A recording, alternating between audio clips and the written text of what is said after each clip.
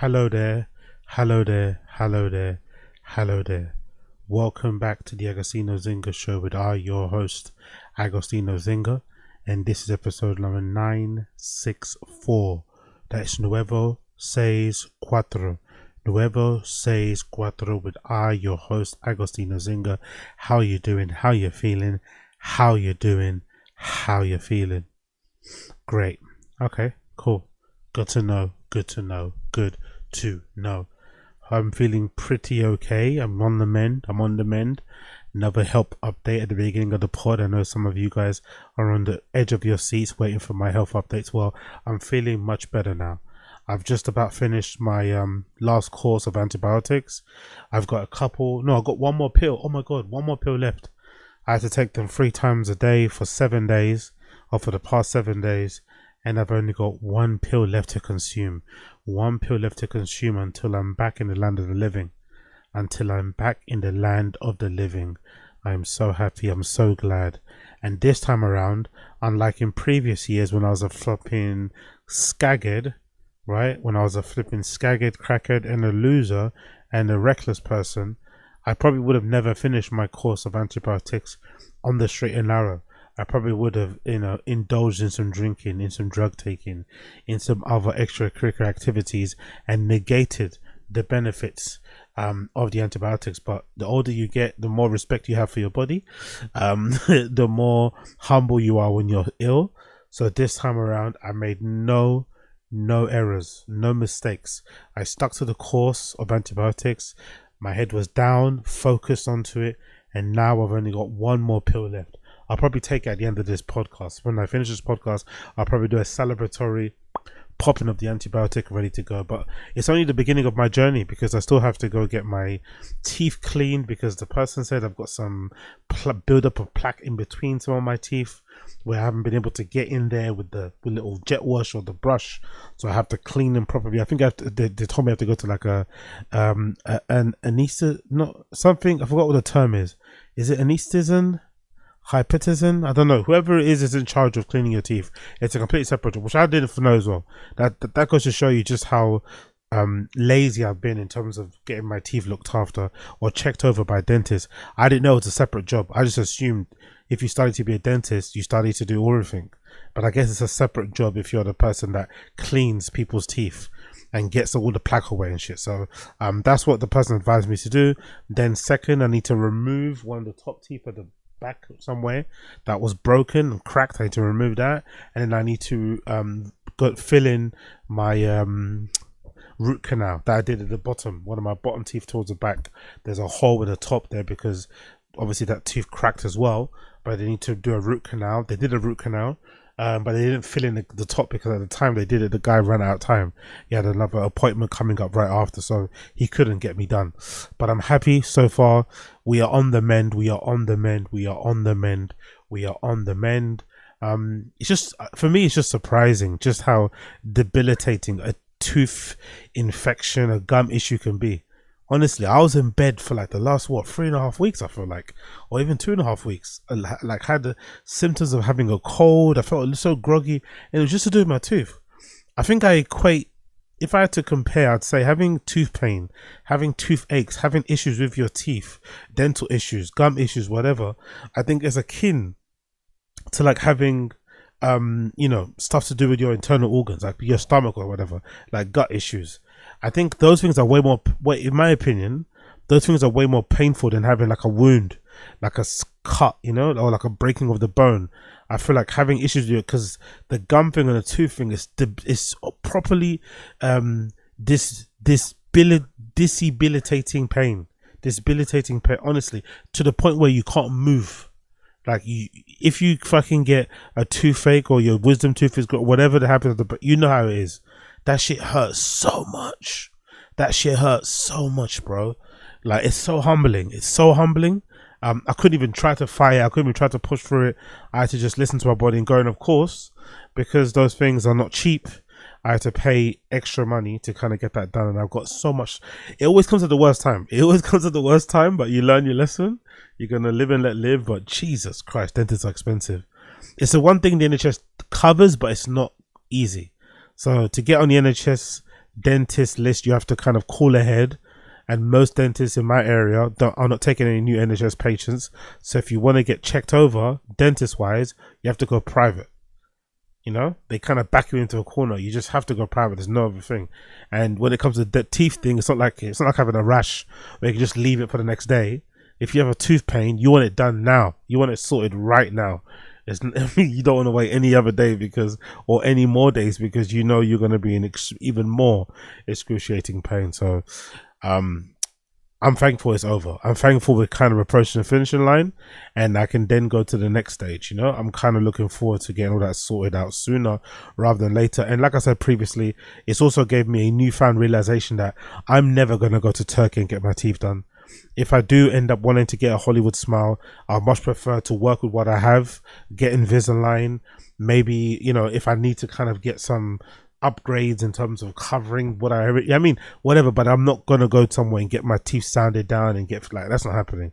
I need to look after what I already have and kind of make use of that. But I'm really actually looking forward to in the future getting Invisalign. I'm not gonna lie, I'd love to have my natural teeth look like, you know, super straight. Love to see what it will do to my jawline because allegedly braces and whatever tend to realign or tend to kind of change your jawline in general. I'd love to see what happens there. I'm told it's quite painful. It's not as plain sailing as I think it would be. And obviously the sound of when you got them in your mouth as well is a little bit disgusting. I'm not sure about you guys, but whenever people have Invisalign in their mouths or braces, it kind of... No, actually, forget that. I think when people have braces in their mouths, it doesn't make me queasy. When somebody has Invisalign, those gumshoes in their mouth, that sound, that kind of like... that washy sound makes me kind of ill. You know, I kind of feel a little bit like gaggy in my mouth. I'm not gonna lie, but braces I don't mind. But obviously, you know, I'm not gonna have braces on now, right? I mean, that's gonna be a bit crazy. Imagine me popping up to the next stream, braces on, those like star stickers covering all my pimples. You know, saying 6'7" all the time, type shit. Can you imagine? Can you imagine how cringe that would be if I appeared on stream with braces on and pimple stars?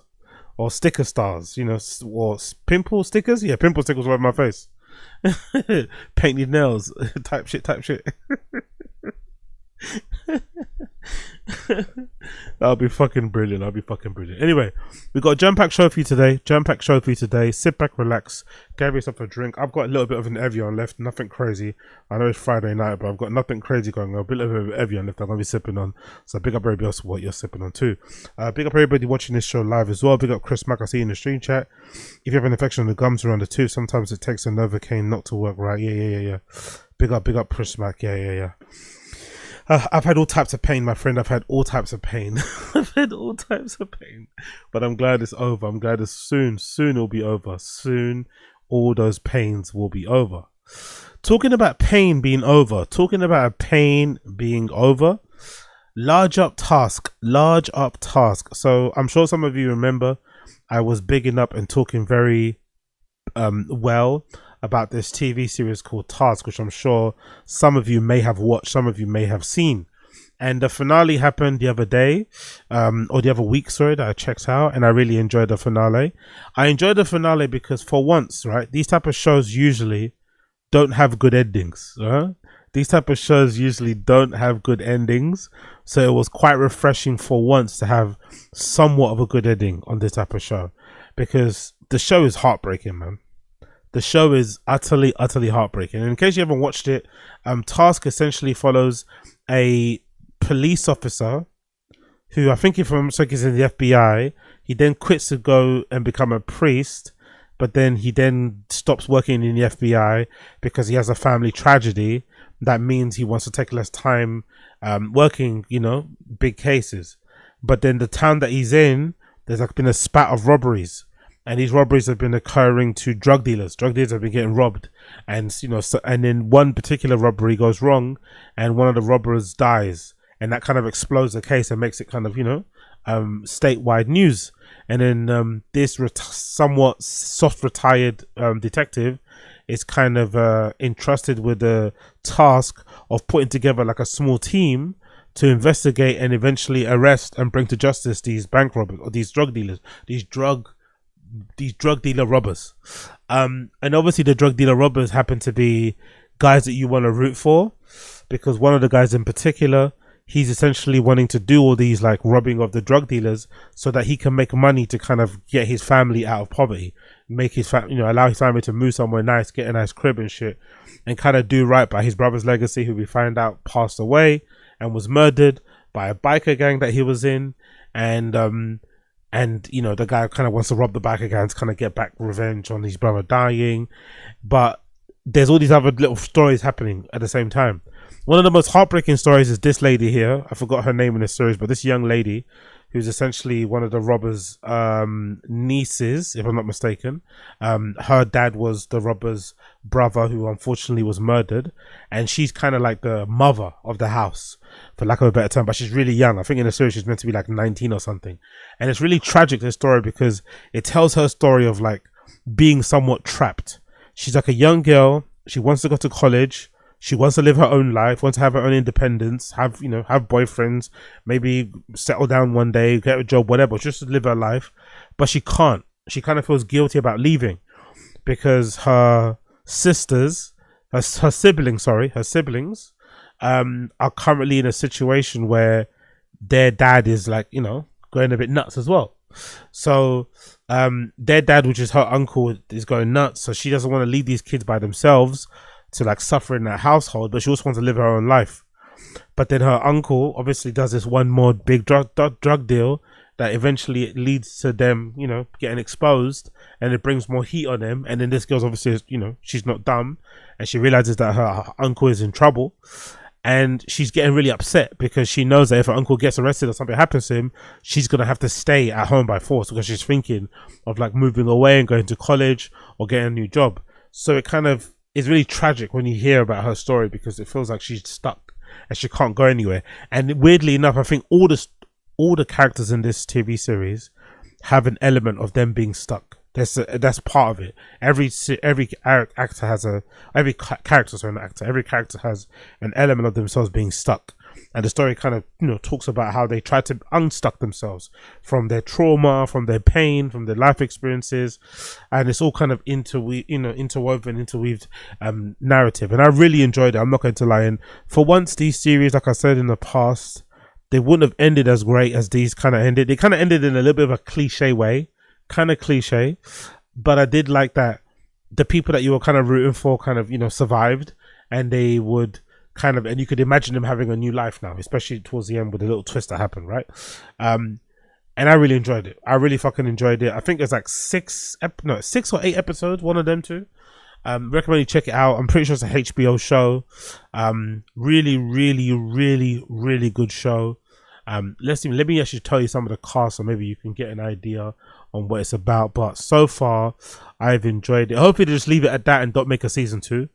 It's starring Mark Ruffalo, Tom Felfrey, Alison Oliver, who I really enjoyed. I think she might be my favorite character in the show, who plays the detective Elizabeth Stober, Amelia Jones, Martha Pimpton, Fabian Frankel, Sam Keeley, Jamie McShane. Who else is in this? Raul Castillo, Sylvia Dioncio, Owen Teague, Margarita Lavelia, Coral Pena, Mickey Summer, Tusu Bedu,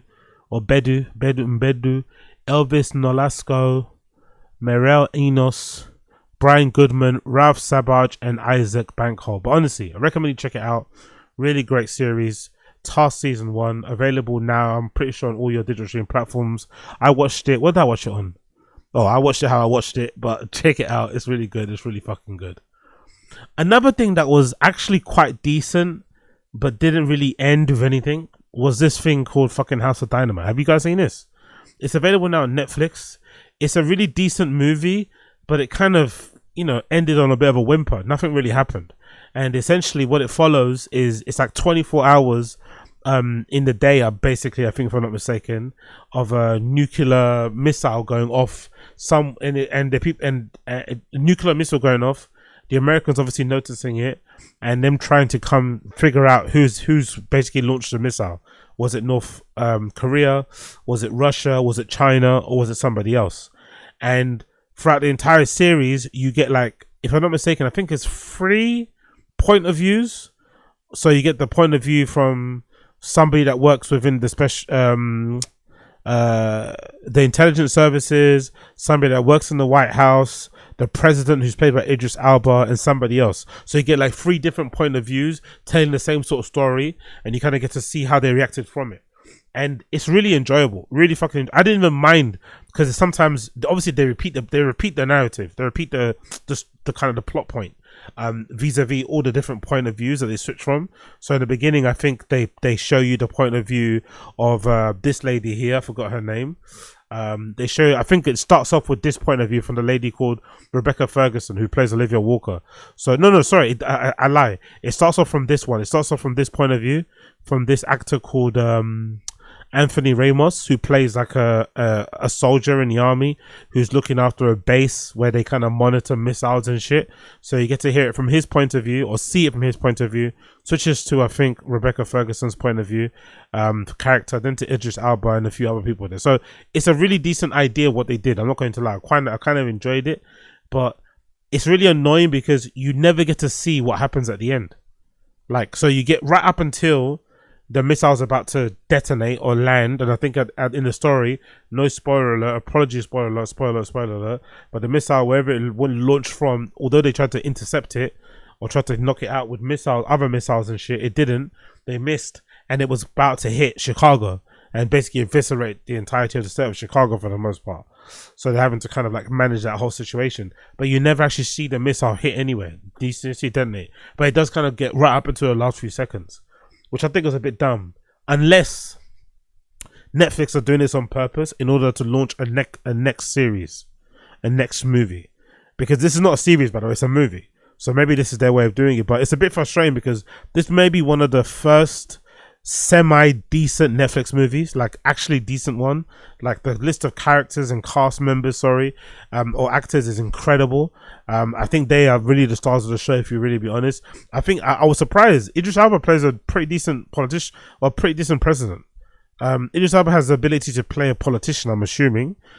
He's got a good range, but I didn't think he'd have the ability to come across as a believable president.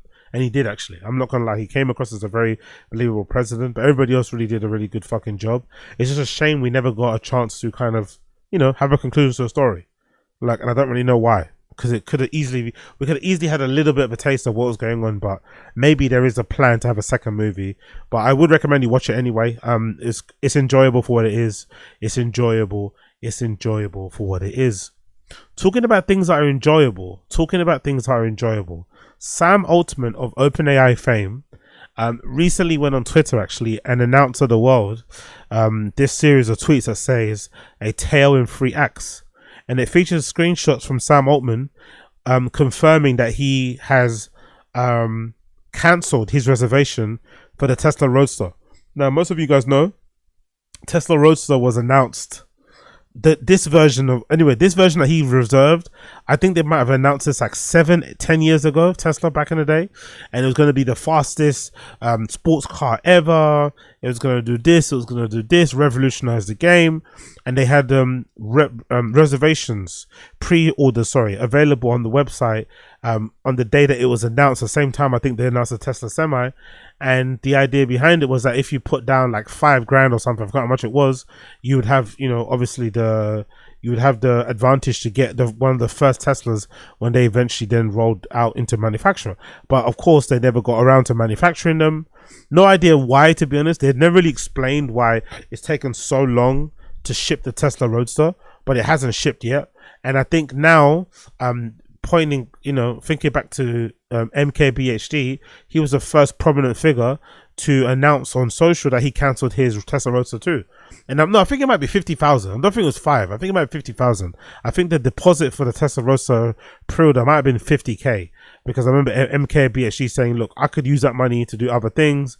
This car's never coming. And obviously MKBHD is a bit in his like he's in his tech skepticism phase. He's not as like giddy and as naive when it comes to Apple or Tesla.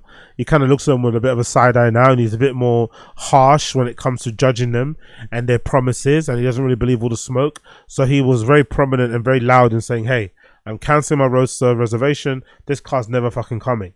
And obviously, it seems like it's a bit of a trend now because Sam Altman also announced that he has cancelled his reservation. He showed us a screenshot of the original reservation that he made. He showed us an update here, talking about how he wanted to cancel it. And then recently, he got a delivery that says the response to the seller. He got told that the reservation email is not even live anymore. So the email that he emailed, reservations@tesla.com, that email address isn't even live anymore. So he can't technically cancel his order. But I'm sure the Tesla team, somebody is out there, is going to see this tweet and eventually cancel it. So it made me think, when are we ever going to get the Roadster? I'd love to see it, right? I'd love to see, I'm sure some of you guys out there would probably love to drive it, but I would love to see them kind of eventually get around to making it. And it feels like this isn't a coincidence, but then out of the blue, Tesla, I'm calling it Tesla now. Out of the blue, Elon actually appeared on Rogan earlier today. So I'm recording this podcast, it's just gone past 12 on Saturday, the 1st of November. But I'm recording it on, let's say, the Friday, the 31st of October.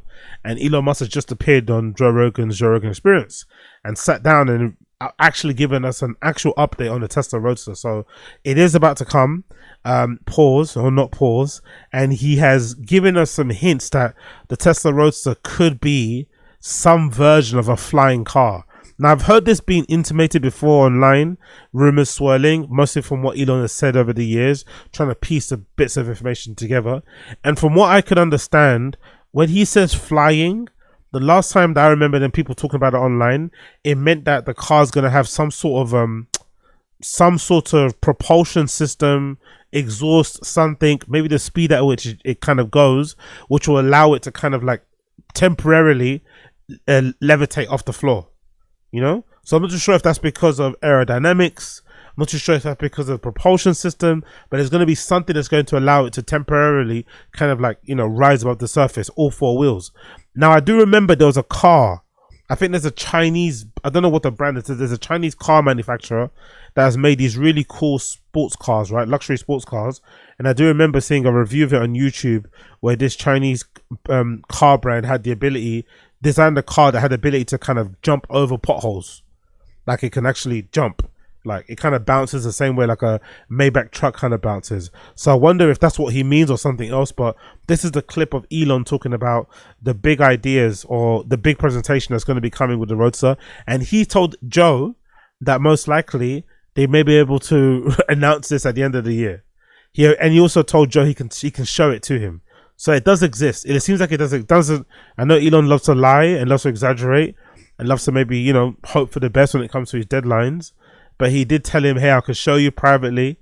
And he did say, hey, I'm going to show it at the end of the year. And that's like in a couple of months' time. So let's see what he means. Let's see if that's true. I'd love it to be true. I'd fucking love it to be true. Pretty sick. Yeah. Are you still doing the Roadster? Yes. Eventually?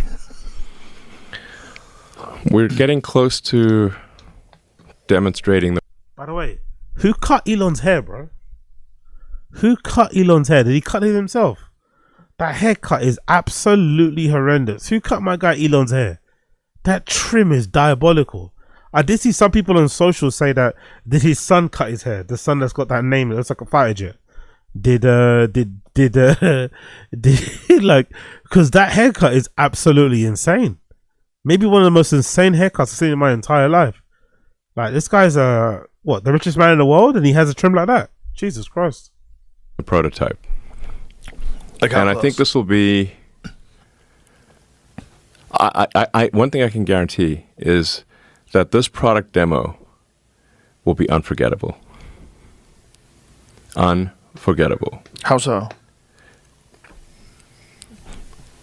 Whether it's good or bad, it will be unforgettable. Can you say more? What do you mean? Well, my friend Peter Thiel, once reflected that the future was supposed to have flying cars, but we don't have flying cars. Yeah, instead we have AI slop video generating fucking apps, innit? Which he's partly to blame for it too, but I did actually watch, you know what, you said it's going to be one of the best presentations ever. You know what I watched recently, actually, in full? I watched the original iPhone launch featuring Steve Jobs, right? And I was wondering, and I thought as I was watching, I was like, wow, man, there's never been a better orator than Steve Jobs. You know, RIP to the king, RIP to the god, RIP to a legend, especially in tech. His ability to, like, you know, present, storytell, emote, like humor, like it was really on point. That presentation, like, obviously the visual iPhone was a groundbreaking product, but I think part of the reason why that presentation was so, like, you know, legendary was partly due to Steve Jobs as well. His delivery also kind of added to the extra punch that presentation gave. So I don't know, even if this car does fly, I have a feeling like if Elon's up there like stuttering and stammering all over his words, it's not really gonna sell it, you know, the way it probably should need to be sold. I've always actually believed, similar to like a Dana White thing, when it comes to the UFC, I've always, this is, you know, not probably a big, you know, hot take out there, but I think similar to the UFC, I think Tesla will go to new heights and become a far better, more successful company once Elon takes a step back and let somebody else lead it. He's obviously the face of the brand, face of the company. He owns it. He started it. We get it. But I think if he was actually not involved and the people at Tesla, the designers, people that work there could actually be free to actually just run the company like a car company and just, you know, continually innovate, present new products and shit, satisfy customers, I think it'll be fucking sick. In the same way the UFC, I think, would be made 10 times better if they didn't have the ego of Dana White over it, and if he wasn't the person in charge of it, you know, kind of causing fights between other fighters, just being combative against the press, and just being an all-around dickhead.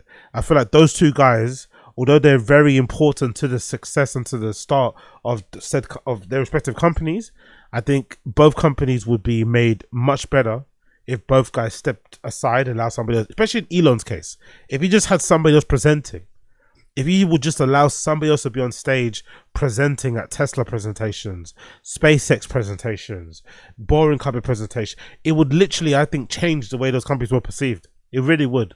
But, you know, he's big entrepreneur, tycoon, man. He wants to be in front of everything, but you need to give somebody else the ability to kind of go. Maybe the guy Franz, isn't it? I think his name is Franz, the designer at Tesla. Maybe let him be the person that presents these new updates and launches and shit.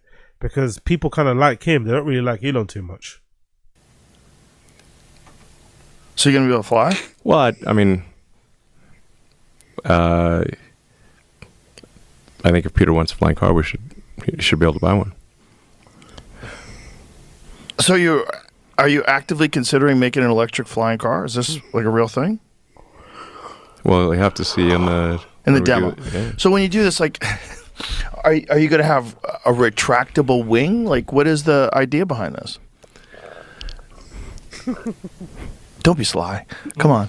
Well, I can't do the unveil before the unveil.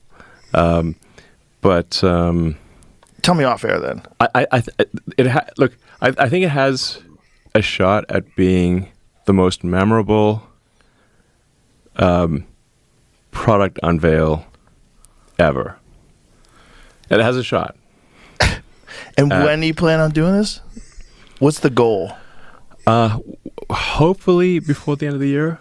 Really? Yeah. Before the end of this year? This is, I mean, we're almost like in November a couple 1st. months. Hopefully in a couple months. You know, we need to make sure that it works. Like, this is some crazy technology we got in this car. Crazy technology. Crazy. So different than what was previously announced, and Yes. And is that why you haven't released it yet? Because you keep fucking with it? It has crazy technology. Okay. Like, is it even a car? I'm not sure. It looks like a car. Let's just put it this way. It's crazier than anything James Bond. If you took all the James Bond cars and combined them, it's crazier than that. Very exciting. Yeah. I don't know what to think is of it that even a because car? I don't know. it's the limited amount of information I'm drawing from. Not gonna lie, I don't like the way he pours his coffee. Not gonna lie, I don't like the way he pours his coffee in his cup. I'm not gonna lie. I'm not enjoying the way he does that. It's a little bit too dainty for me. The way he pours his coffee. The way he's pouring that coffee into his cup is a little bit too for me. From here. Jamie's very suspicious over there. Look at him. Excited. I'm interested. It's still going to be the same. Well, you know what? I mean, if you want to come a little before the unveil, I can show it to you. 100%. Yeah, Yeah, sure. let's go. Yeah. So that's the update. That's the update. It's going to be better than anything you've ever seen and heard. Best presentation ever. Is it even a car? It's going to fly. Now, I think when he says fly, I think he means loosely. I don't think he means like literally like flying in the sky. I think it means it's going to be able to like float a particular, a certain amount of like centimeters above the ground. But I'm curious to see what it ends up looking like, because it's been 7 years. Unfortunately, it's been 7 years since he announced it, or 10 years. So I'm hoping the form factor isn't that much dissimilar to what we saw, I hope it's that same kind of Roadster form factor or shape or silhouette, and what we don't get is like a Cybertruck type thing. Please God, hope it's not like because there are some design, because it looks like the Cybertruck design aesthetic is something that they want to continue on, because with some of these new performance versions of the Tesla Y, I think Model S's and shit, and Model 3, they have done where they've kind of like made the front of the lights similar to what they got on the Cybertruck with that big bar. So it seems like Tesla are purposely trying to implement some of the Cybertruck aesthetic design sensibilities into their regular fleet of cars. The Robo-Taxi that they debuted presentation, while the gold one had also that kind of like long bar on the front. So it seems like the Cybertruck is like the kind of the theme, the template they're kind of going off of. But obviously the Cybertruck for me is like an objectively ugly car for the right reasons, but I don't think it would work for us a supercar. So I'm hoping it's the same supercar type design, because that design was fucking phenomenal. And in case you didn't remember, this is when it was originally announced. How many years ago was it? Yeah, 7 years ago. So the updated Tesla was actually announced 7 years ago, when they announced the launch of the Tesla Semi, which is also surprising. Remember, they said the Tesla Semi, like, things don't really work out. Things don't sometimes pan out the way they think they're going to pan out. Do you remember when they announced the Tesla Semi truck? The fully self-driving Tesla Semi truck, electric, lorry, whatever, that people could drive, and that it would completely kill the lorry, pickup truck, whatever, industry, and take people's jobs. It never really panned out, did it? Because, Tesla haven't really figured out full self-driving anyway in the first place. But things don't usually turn out the way you think you're going to turn out. So I wonder if that's going to be the same thing with AI. I wonder if we're going to get we're going to have to endure 10 years of Sora, we're going to have to, endure 10 years of like AI slop, video generation and fucking picture manipulation, before we get to AI where it can actually help us cure stuff like AIDS and cancer, Maybe we're going to have to endure a lot of that, because people thought legitimately that the Tesla Semi was going to completely change the industry. And it really hasn't, It really kind of hasn't. But let's just see what the Roadster look like. And it only gets better than this. This is a worst case scenario.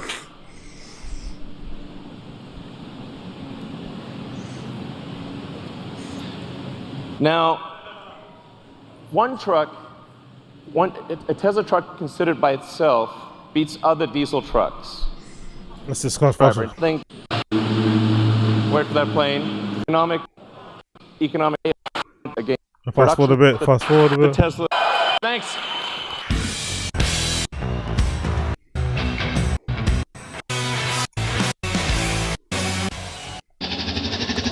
One more thing.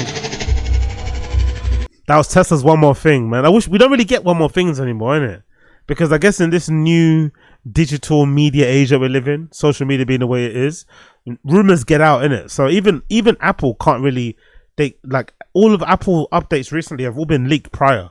You never really get any secrets anymore. You don't really get any one more things, but this is a pretty good one more thing. At the end of the Semi announcement, they fucking unveiled the Roadster.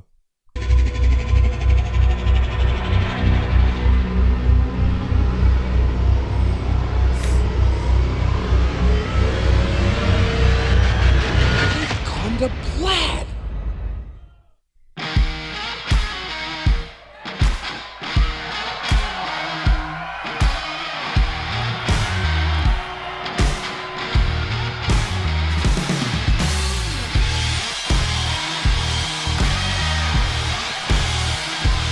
pretty nice.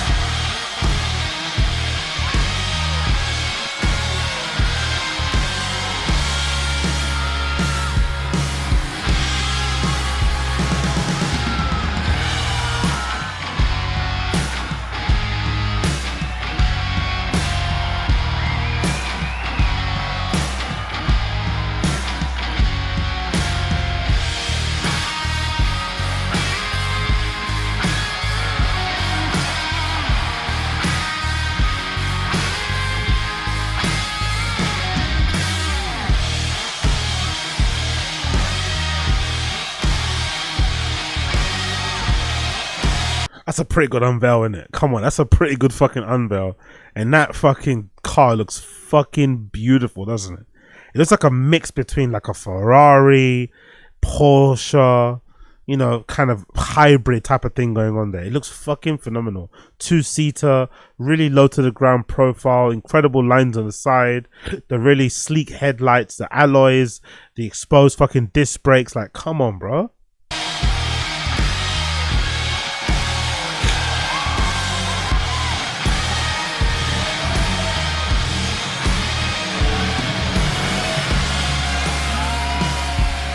It's impossible not to tweak that, isn't it? If you've been sitting on this for 7 years, they've been sitting on this for 7 years. They've been sitting on that for 7 years. It's impossible it's going to look like this, isn't it? It's going to look worse, isn't it? It's impossible it's going to look as good as this. It's definitely going to look worse. You know it's going to look worse. You know it's going to look worse. But that is a beautiful car design. Like, let's not lie. And I'm not even like a big car guy, but that is a fucking gorgeous, gorgeous vehicle.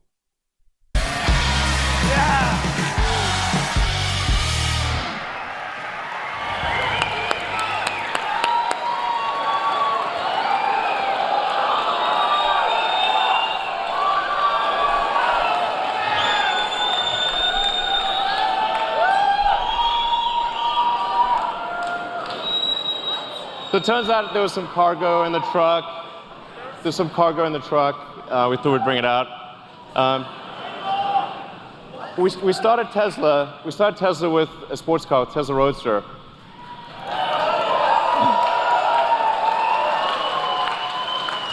So that baby got us going.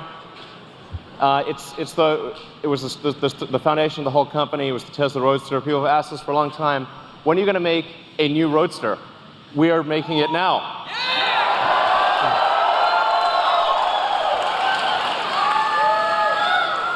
And you know, there's I don't know if you've watched Spaceballs movie, but there's only one thing that's beyond ludicrous, which is plaid.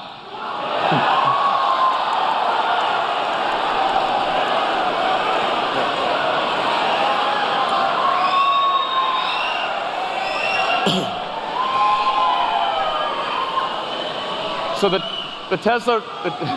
new Tesla Roadster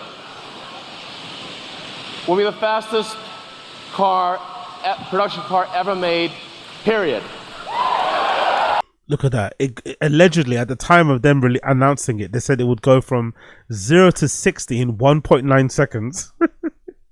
And then 0 to 100 in 4.2 seconds. Can you imagine what that must feel like sitting in it? That's going to feel so sickly and queasy. It's going to be like you're in a fucking rocket. 1.9 seconds, 0 to 60. 4.2 seconds, 0 to 100 miles per hour. Are you kidding me? This is going to be a fucking demon on the road. If it does ever make it onto the road. If it does ever get produced. If it does ever get in the hands of customers. Like, this is going to be crazy. 2 seconds, 0 to 60 is fucking wild. But yeah, let's hope that the form factor is the same. I'm curious to see what he means by flying, because he keeps talking about the flying levitation element of it. But I think he doesn't say levitation, he says more flying. But I think it's probably akin to levitation in terms of like it accelerates so fast. The fucking aerodynamics, the drag, something about that can allow it to kind of like literally float above. So I think that's what he means. I don't think he means these are going to be literally flying in the air like drones. I don't think so. If that's the case, it's going to be fucking wild. but I don't think that's what he means. But I'm really looking forward to seeing it. And Elon did say we might get a presentation of the fucking Tesla Roadster by the end of the year. That's what he said on Joe Rogan. And he did kind of make it seem like to Joe Rogan that it was already done. He said, hey, before we do the presentation, you can come and see it for yourself before anybody else does. So it does seem like it is done. So it's not like he hasn't done it. They haven't done it. It seems like it has been done. Just haven't maybe, ironed out the kinks. Who knows? Whatever. We'll figure it out. We'll find out. We'll figure it out. We'll find out. We'll figure it out.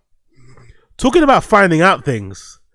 Big up 1X. 1X is a company that I didn't even know existed before the last couple of days.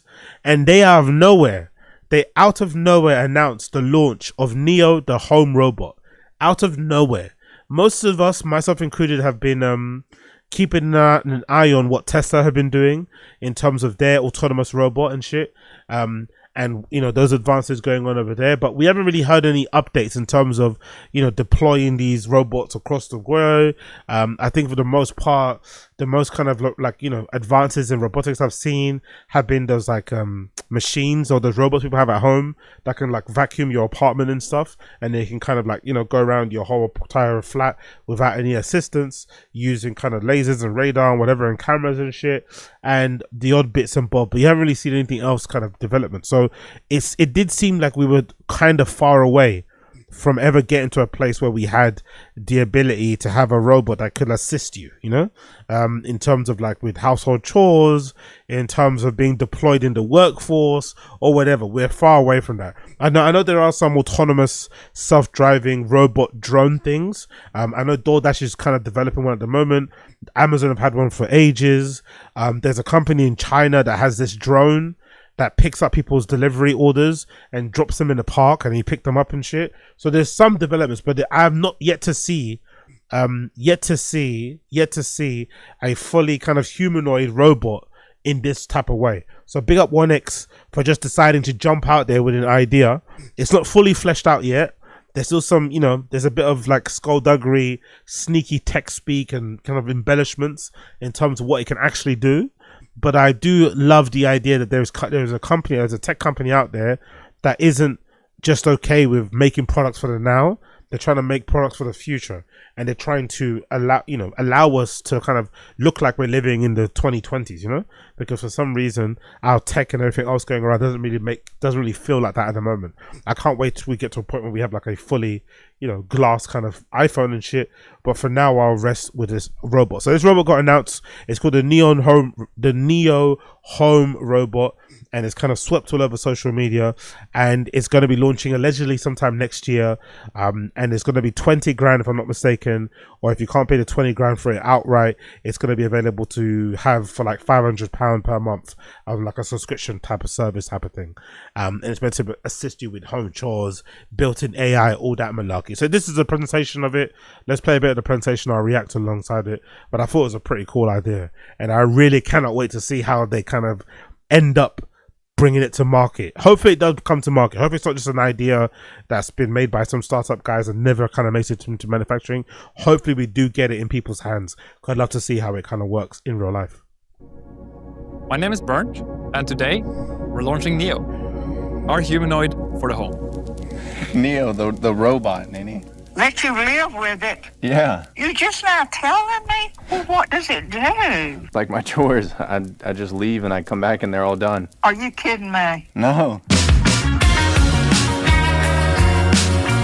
And if you can't see the video, there's basically this scene of these two older people in the living room playing cards, and Neo, the home robot, is behind them doing some household chores, picking up the shopping, closing the garden door, just fiddling around, rearranging the books on the shelves. It's just fucking hilarious. If this is the future, this is going to be so fucking cool.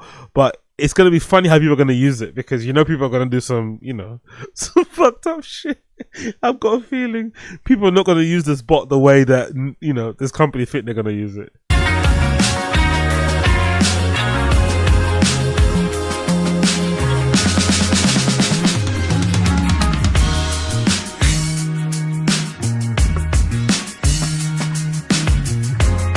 Neo's out here carrying the rubbish out, by the way, right?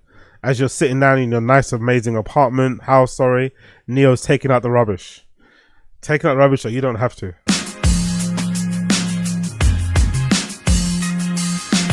Walking downstairs. Dancing to music. Helping you play games.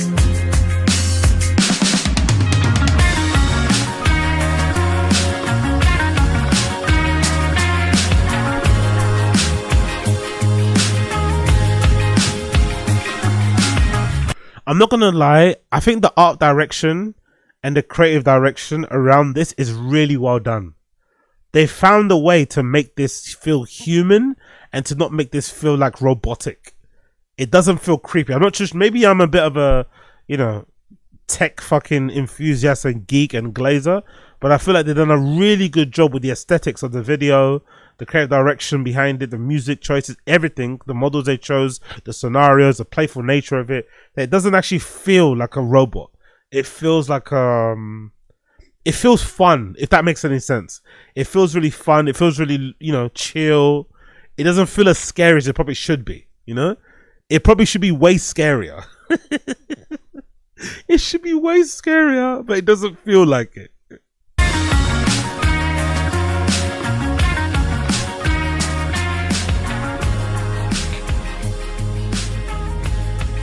This all started a decade ago. And basically, from what I understand, right, from how I understand the advert, before I let the person talk, what they're trying to get across is that they want this bot to be like an aid to humanity, to allow you to do the things that you actually enjoy to do, which is connect with people.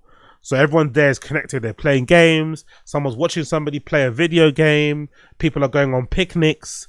People are doing other chores. So I think that's that's how they're trying to sell it.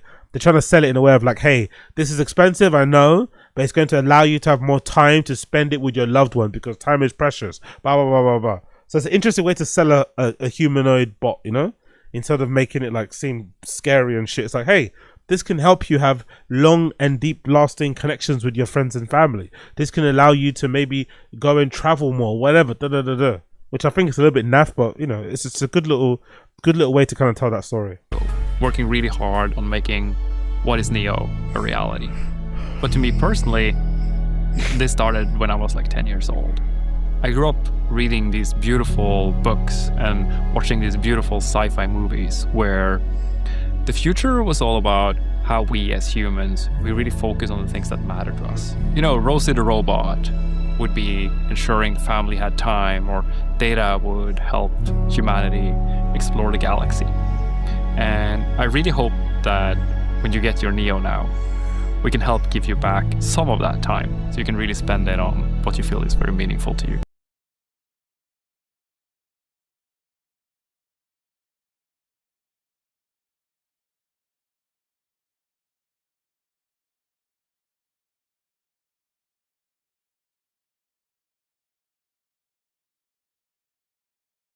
If you're not watching the video, seeing a montage of like some super close-up shots of the skeletal structure basically of the robot. You're seeing all the pulleys, all the levers, the insides of the robot basically shot in this really amazing cinematic way, to kind of give you an idea of what's under the hood.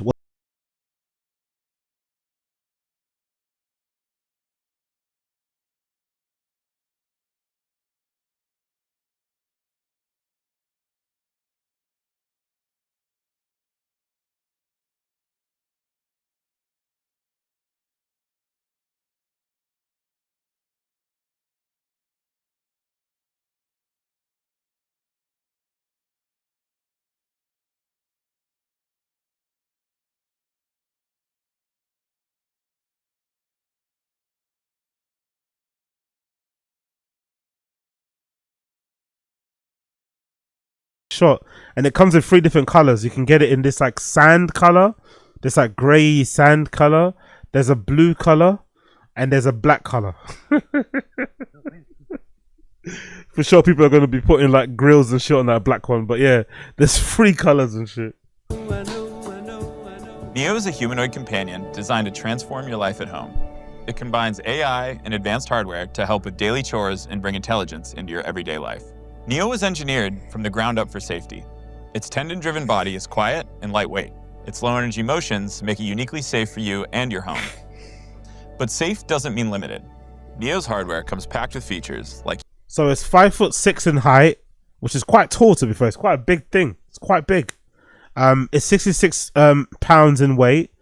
It's got battery life of 4 hours. Soft body, made of 3D lattice polymer. It's got one Cortex-based NVIDIA chip.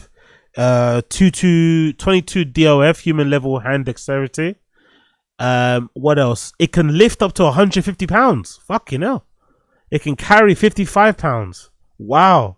4 mics, 3 speakers, 2 8-megapixel cameras for vision, and 22 decibel max noise level. Yeah, it can carry quite a bit, innit? It can carry quite a bit. Jesus Christ. human level dexterity and a 55-pound carrying capacity so that it can handle any of your chores reliably.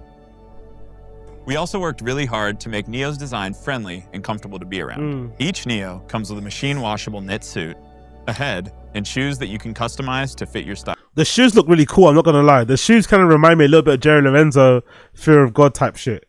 I wonder if Jerry Lorenzo's involved in it or if they're gonna get him involved. They look very similar to something that Jerry Lorenzo or Fear of God would design. The aesthetic of it. They look very, very similar to it. But I'm imagining people are already outfitting theirs with like Jordans and shit, you know? I'm sure. But they're really cool. Wow. As for using your Neo, we made the experience simple. Out of the box, the core of your experience is fully autonomous. The chores feature lets you schedule a time for your Neo to do all of your chores so you can come back to a cleaner home every day. With the AI companion feature, you can talk to your Neo to get assistance with anything from a hard question to a household task. With Neo's autonomy, you can get access to all of its latest AI features to get help with tasks on demand. And the Neo app lets you interact with your Neo from anywhere. But all you have to do to get started is turn on your Neo and introduce yourself.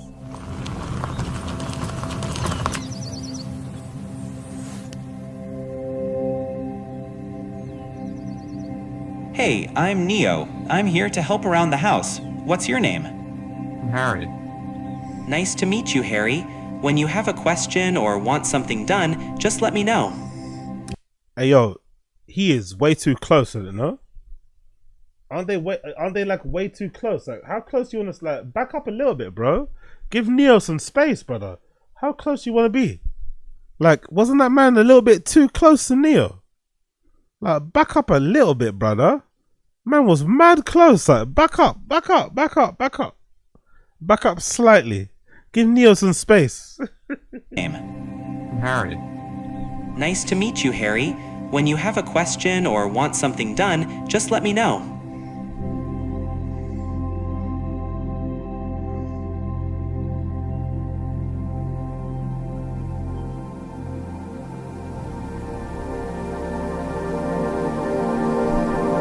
Yo, big up Apex Putter in the stream chat. Can it carry a golf bag? I'd imagine so. What's a golf bag gonna be weight wise?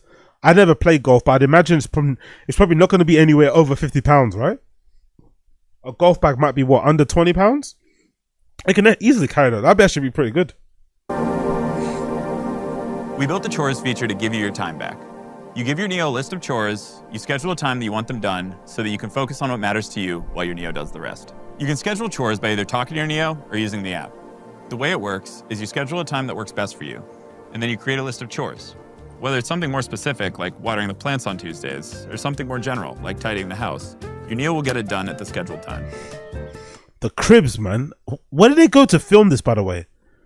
How do people live like this? Like, this is fucking beautiful. Look at this wooden house. Out in nature somewhere. This white fucking Porsche outside. Like, god damn, people are living nice out there, innit? That's a beautiful, beautiful home. If there are any chores that your Neo hasn't learned how to do autonomously, you can use expert mode to have an expert from 1X supervise the session and provide corrective intervention to help Neo complete any task.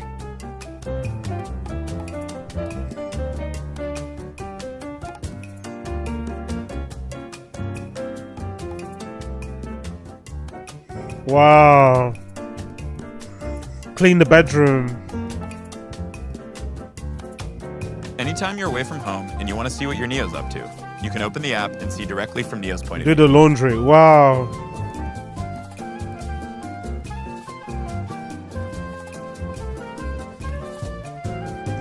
That's crazy. If this works.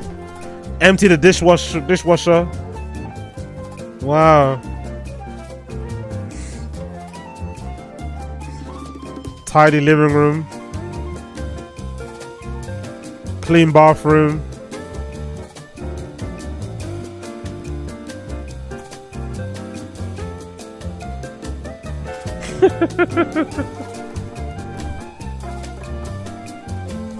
Self-charging. Wow.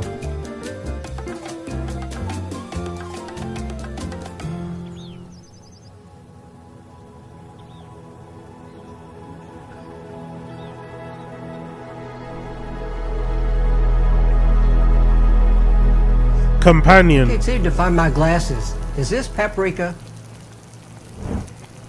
No, that's cayenne pepper. Also, your glasses are on your shirt. Could I use this in my chili? They're both made from chili peppers, and you could put cayenne in your chili, but it is much spicier. Neo is a speech-enabled AI companion. That'd be pretty cool if it works like that, isn't it? To keep some older folks company who are maybe left on their own and shit. That'd be actually pretty decent. But I doubt it has that ability to communicate with people that quickly. I'm assuming there's going to be a little bit of delay in that. It's not going to be as snappy as that advert has shown to be. But that'd be pretty cool if that could work in that way. Made for any kind of conversation. Where other AI assistants are confined to your phone or computer, Neo lives with you in your physical space and has the ability to see, hear, and remember things about your surrounding environment to provide you with uniquely helpful assistance. For example, it can suggest what to cook based on what you have in the fridge, remember your progress while teaching you a new language, and even give you interior design advice. The gestures and the light rings express Neo's intentions. Its audio intelligence can also pick up on whether you are addressing it or someone else in the room to decide if it should respond or not. As you might expect from a home robot, talking to Neo with natural language is the primary user interface for all of Neo's functionality, including autonomy. Your Neo comes with Redwood AI, enabling it to do basic household tasks autonomously. Yeah. No, for sure. Okay, one sec. All right. Yeah. Hey, Neo! Can you get the door, please? Not gonna lie, I didn't like this guy. There's something about this guy telling the Neo bot to go get the door for him that kind of pissed me off. I'm not gonna lie. I'm not sure what it was. Maybe it's the hipster side of things. The fact that he seems kind of young. I don't know. There's something about him telling the Neo bot to go open the door for him. It kind of pissed me off when I watched this the first time. I'm not gonna lie. I don't know what it is about me.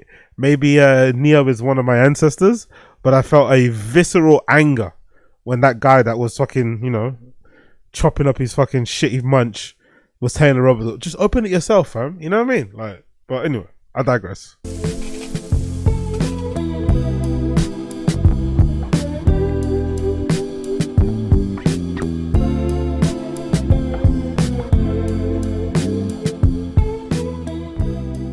Neo's autonomy works by taking requests like, Hey, Neo, can you take this cup to the sink for me?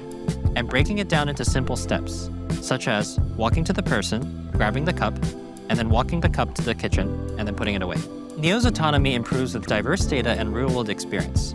As Neo does more chores, you'll receive updates to your Redwood model that increase the complexity of tasks that Neo can handle, such as finding your keys and wallet, or doing a full laundry cycle end-to-end.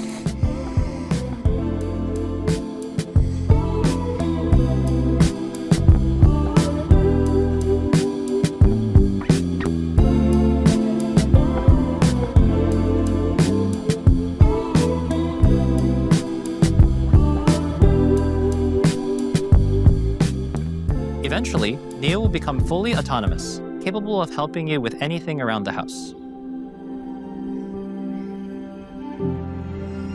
So, all in all, I think it's a pretty cool idea. Unfortunately, from what I've been able to glean online, it's not going to be as fully autonomous as you would hope it to be.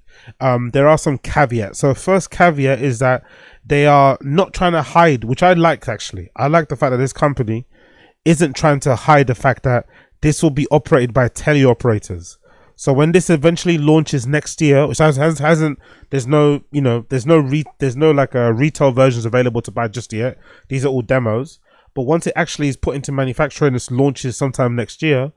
The ones that will be delivered to customers for them to use mostly will be operated by teleoperators, elsewhere, abroad somewhere. And you will have to grant them permission and stuff in terms of privacy. And that person from wherever they are will remotely operate the robot, to do the task. For now, that's what they're going to be doing. And I guess the hope is over time, with the advancements in AI, and if the large language model kind of gets refined or whatever else happens, advancements in tech, it will eventually get to a place where this is fully autonomous. But for now, it won't be. It will be operated by remote operators, which kind of belies the point of what they're trying to sell it as. But I like that they're being honest about that. The price as well is pretty crazy. 20 grand for it outright, or 500 pounds on a subscription based service. That's what they're kind of pushing. Me personally, I would have preferred it if they launched with this product ready to go, as they've kind of shown it to work on this ad. Like, hey, this robot, this home assistant, whatever this is, right? This humanoid robot is available for you to purchase right now. It works the way that we're showing you it works right now. There's no kind of tricks. There's no fucking remote teleoperators. This works the way it works. I'm kind of fed up of the whole, launching something half done and then hoping to iron out the king. Happens a lot in it. I think it happens in video games too, right? That's why you have they have updates over the air all the time with new video games. I hate that. Like, just launch the game, launch the tech when it's ready. If it's not ready, don't launch it.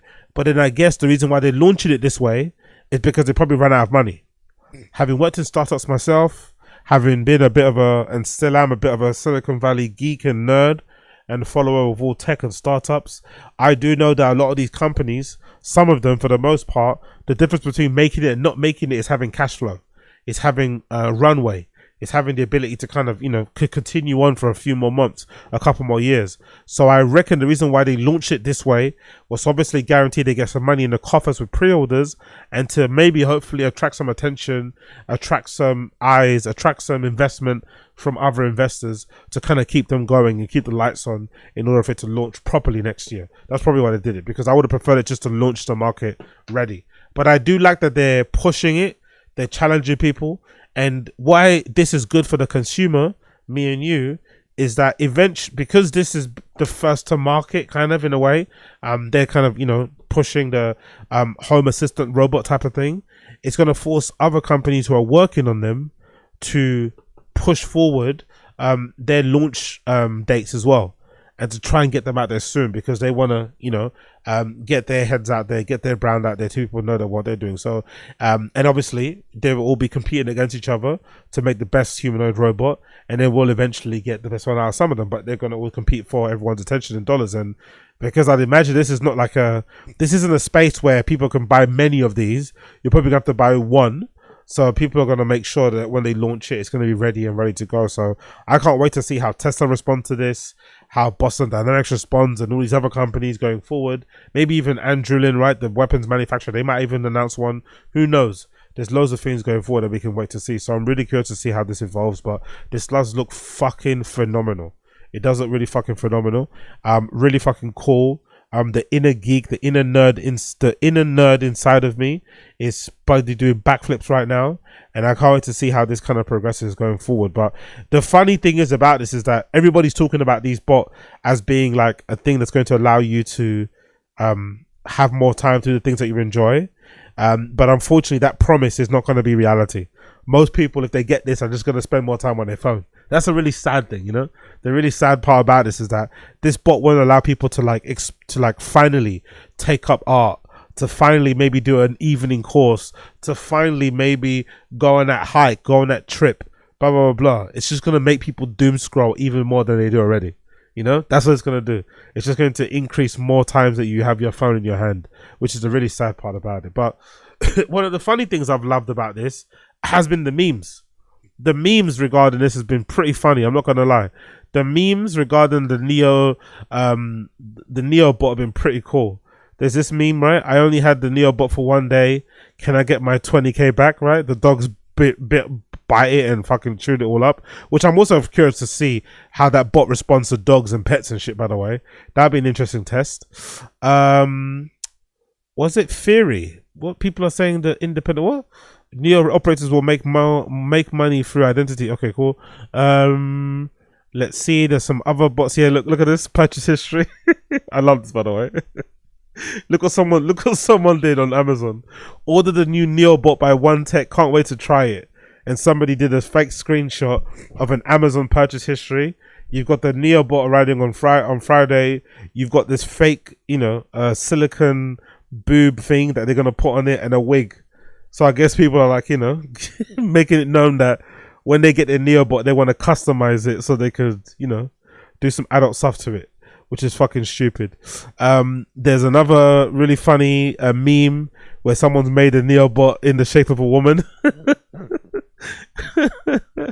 Can't wait for my Neobot to be delivered. Honestly, the memes around the Neobot are really great. Guys, my Neobot just took his clothes off and is starting to do my dishwasher. Anyone know if this is going to be remotely operated by someone at 1X? Oh, so fucking good, man. The Neobot taking off the... Oh my Jesus Christ. That's scary, isn't it? Neobot removing its fucking mask and its fucking Robocop underneath. Someone putting a do-rag on their Neobot. Which one would you rather? Tesla Optimus Bot or the Neo? Actually, you see how warm and cuddly the Neobot looks compared to the Tesla Optimus Bot. People are showing different memes saying, good morning, it's your turn to take out the trash. Good morning, your payment was declined for the 8th time. Should I notify next of kin? Good morning, there's an issue with your added card, but no worries, I have a terminal. Good morning, your payment has been declined. The zap, that's fucking brilliant. Somebody made a Tesla bot into they made it into a knife wielding assassin. That's fucking quite brilliant too. Obviously, that's one of my favorite ones. Actually, that might be my favorite Tesla. That might be one of my favorite Neobot memes. The Neobot with a gun in its hand, right? Fucking brilliant. And a few other bits and bobs as well that I saw here. And of course, the Neobot that's got the womanly features on it, as you can see there. Womanly features. Somebody, you see what I mean about giving a Neobot a do-rag and some grills. Somebody gave the Neobot, the black version, some diamond encrusted grills and a do-rag, which looks a bit questionable, looks a bit racismo, but it's funny nonetheless. We've got another one here too. I trained my Neobot to pleb slop, and now he's hella chill. And Neobot sitting around in the student halls, looks like hanging out with the fellas, right? So fucking good. This is pretty racist, I'm not going to lie, with the remote operators. And there's actually another review that I want to quickly show you guys, which is this one, courtesy of the Wall Street Journal. They did a pretty good in-depth review of the Tesla bot, of the 1X Neobot, and I think this is more of an accurate representation of what it's going to actually be like. This is more of an accurate one. I think the advert is obviously the advert, but this, I think, it gives us a more of an accurate idea of what it actually is going to move and feel like if somebody actually gets it in their home. It's here, the first humanoid robot housekeeper. Thank you, Neo. For $20,000, you can pre-order 1X's Neo robot now, with delivery in 2026. I think you missed a tiny spot over here. Just one little catch. There may be a human behind the curtain, pulling the robot's strings. If I throw up, will the robot throw up? A company representative may need to peer into your house via Neo's camera eyes to get things done. To many people, this is crazy. You have to be okay with this for the product to be useful. But is Neo a useful product? We're twinning now, Neo. Home robots have had two big challenges. Creating a safe and capable body and a smart brain. 1X is taking on both of those, which is why Neo looks so different from a more industrial factory robot. Neo, it's 70 degrees here in California. Why are you wearing a sweater? Good question. Bert, why am I wearing a sweater? It's a combination of safety and just also generally aesthetics. You can think of it kind of like a skin, except if it was an actual skin. I'm gonna get my Neo a Supreme hoodie. I'm gonna get my Neo a Supreme Box logo hoodie for sure. That would probably be pretty creepy. It would be creepy, but I actually wasn't all that creeped out by Neo. Inside Neo, it really starts with some very, very powerful motors that we have developed here at 1X. These motors are so strong and light that instead of using the classical gears that you see in robots, we can actually pull on tendons loosely inspired by biology and muscles. This allows Neo to move around not just quietly and smoothly, but also be very, very lightweight and be very low energy in motion, just like people. That lightweight design is intended for our safety, in case the 66-pound robot falls. Although Neo is capable of lifting up to 150 pounds, it's not as superhuman as you'd think. Crush it. It's a walnut.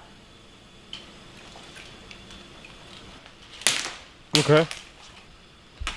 There's this concept that we think that robots are like superhuman in like pressure and like strength. And some robots are because they're heavily geared, but that means you're not sensitive, right? And delicate. Neo doesn't work like this at all. It works more like us. So the finger strength of Neo is about the same as a human. That body lets Neo try to do a lot of things humans do. Emphasis on try. Can I get a water? If only the real world didn't have doors. All in, it took Neo a little over a minute to fetch a water from the fridge 10 feet away. Thank you, Neo. Next challenge. Load 1 minute to get your bottle of water. And that's with the teleoperator too, by the way. That's with the teleoperator in the same room. It took 1 minute to get a bottle of water. Oh, tough, innit? For 20 grand, that's tough. That's tough. That's tough, man. That's why I don't know. Maybe because everyone just is wasting money nowadays, but that's why it probably would have been better if they just would have come to market with it ready to go, you know, with it at its pomp, and not launched it kind of like half cooked. Because 10 minutes, I mean, a minute to get a bottle of water is a bit long, isn't it? 3 items in the dishwasher. You got this, Neo. You got it.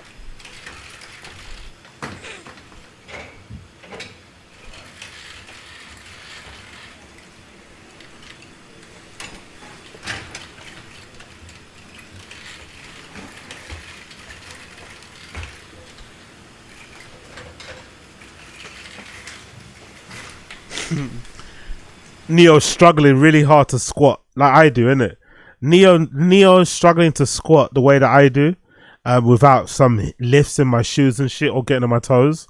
He's really struggling to squat and grab the washing machine door, because washing machine doors usually they kind of open 90 degrees, right, all the way to the ground.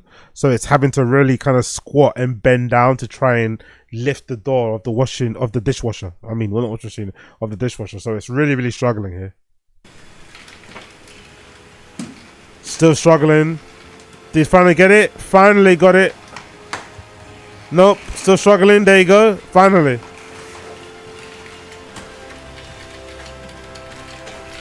And I wonder, is the person that's operating it squatting too? You see how the Neobot had to squat really low to get down to get up to the door? Is the person that's operating it manually, I mean remotely, are they having to squat too? Or are they controlling it with a little joystick? Because that would be hilarious, isn't it?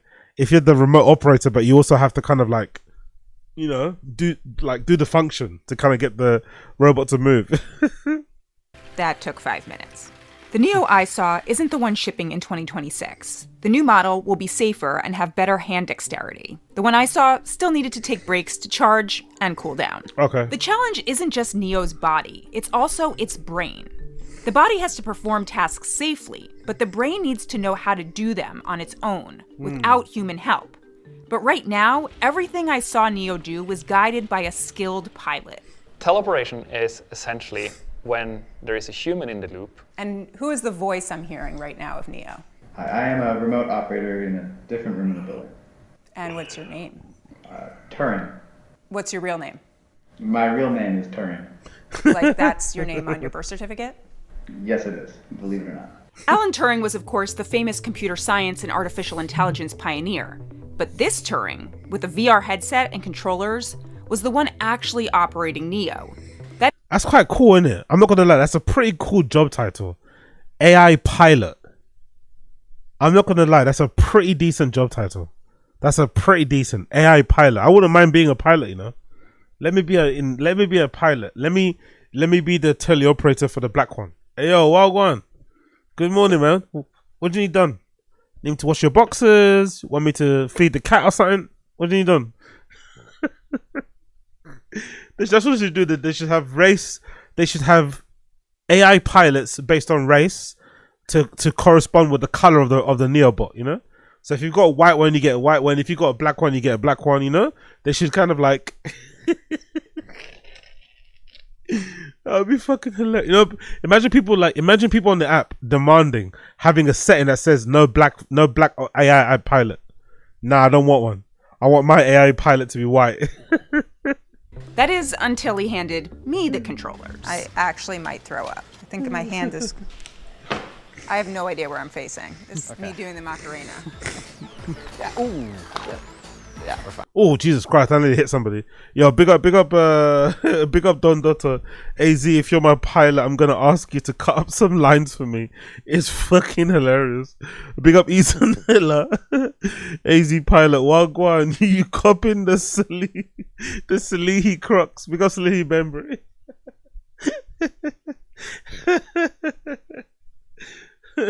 And Neo had to go to urgent care. See you, Neo. Why does Neo need to be operated like this in the first place? Because its brain, aka an AI neural network, needs to learn from more real-world experience. The videos of the robot doing things via teleoperation become the training data to make the AI model smarter. That's why 1X is putting Neo in the homes of early adopters. I think it's quite important for me to just say that in 2026, if you buy this product, it is because you're okay with that social contract. If we don't have your data, we can't make the product better. I'm a big fan of what I call like Big Brother. That's a good way to kind of getting more data from you, innit, eh?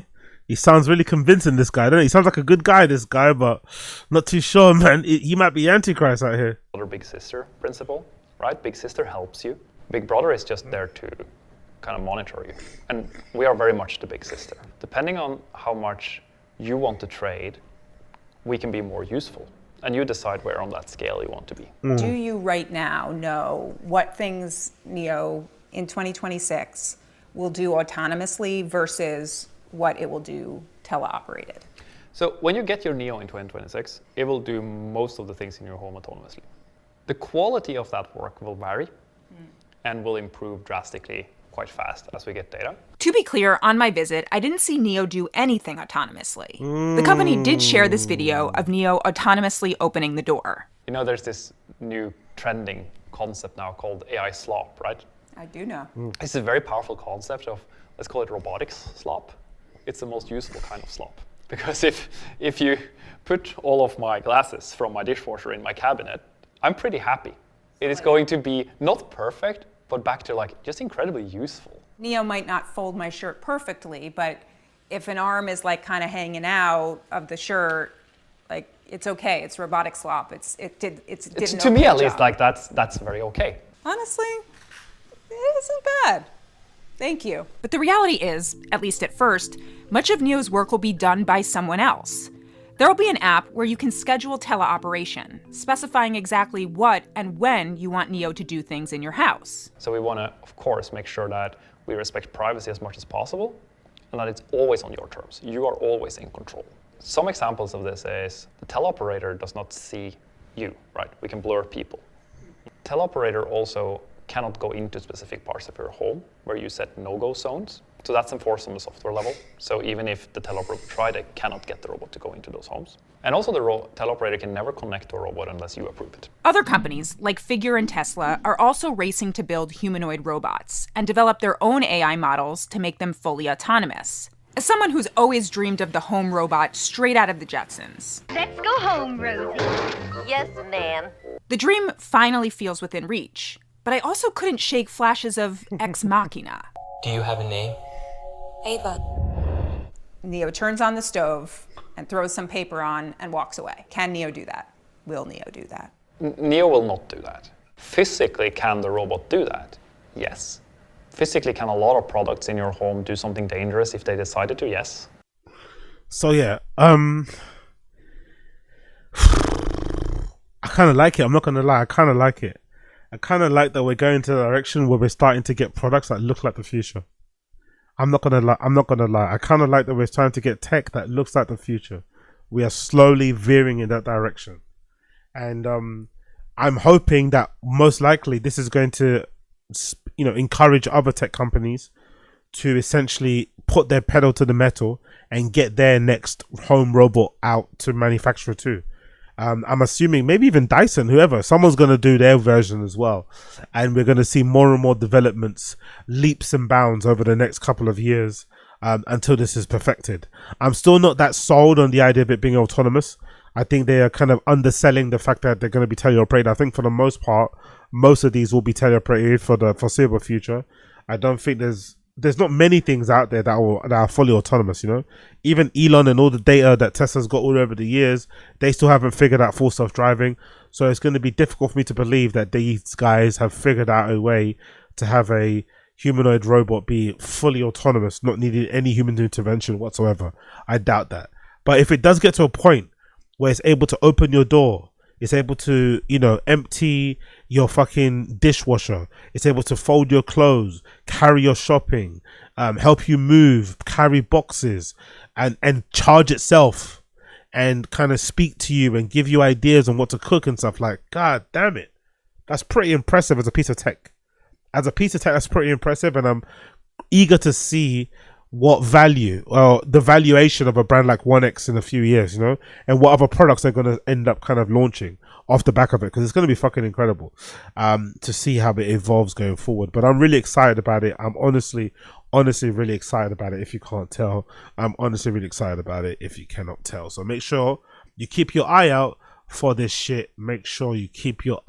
for this shit. Talking about shit, big up HSTikkyTokky, man. It's looking kind of peak for him out there. The Daily Mail are kind of enjoying this. I'm not going to lie. The Daily Mail look like they're enjoying this because they titled this story, HSTikkyTokky's final humiliation revealed. Now he's accused of glassing a man in the neck. So as you guys know, HSTikkyTokky, this content creator, live streamer guy that I like to kind of check out from time to time, a little bit controversial, was unfortunately arrested a couple of weeks ago because of a car crash that he was involved in like a year ago, where he was driving a McLaren and he ends up crashing it on the road while he's driving with a friend.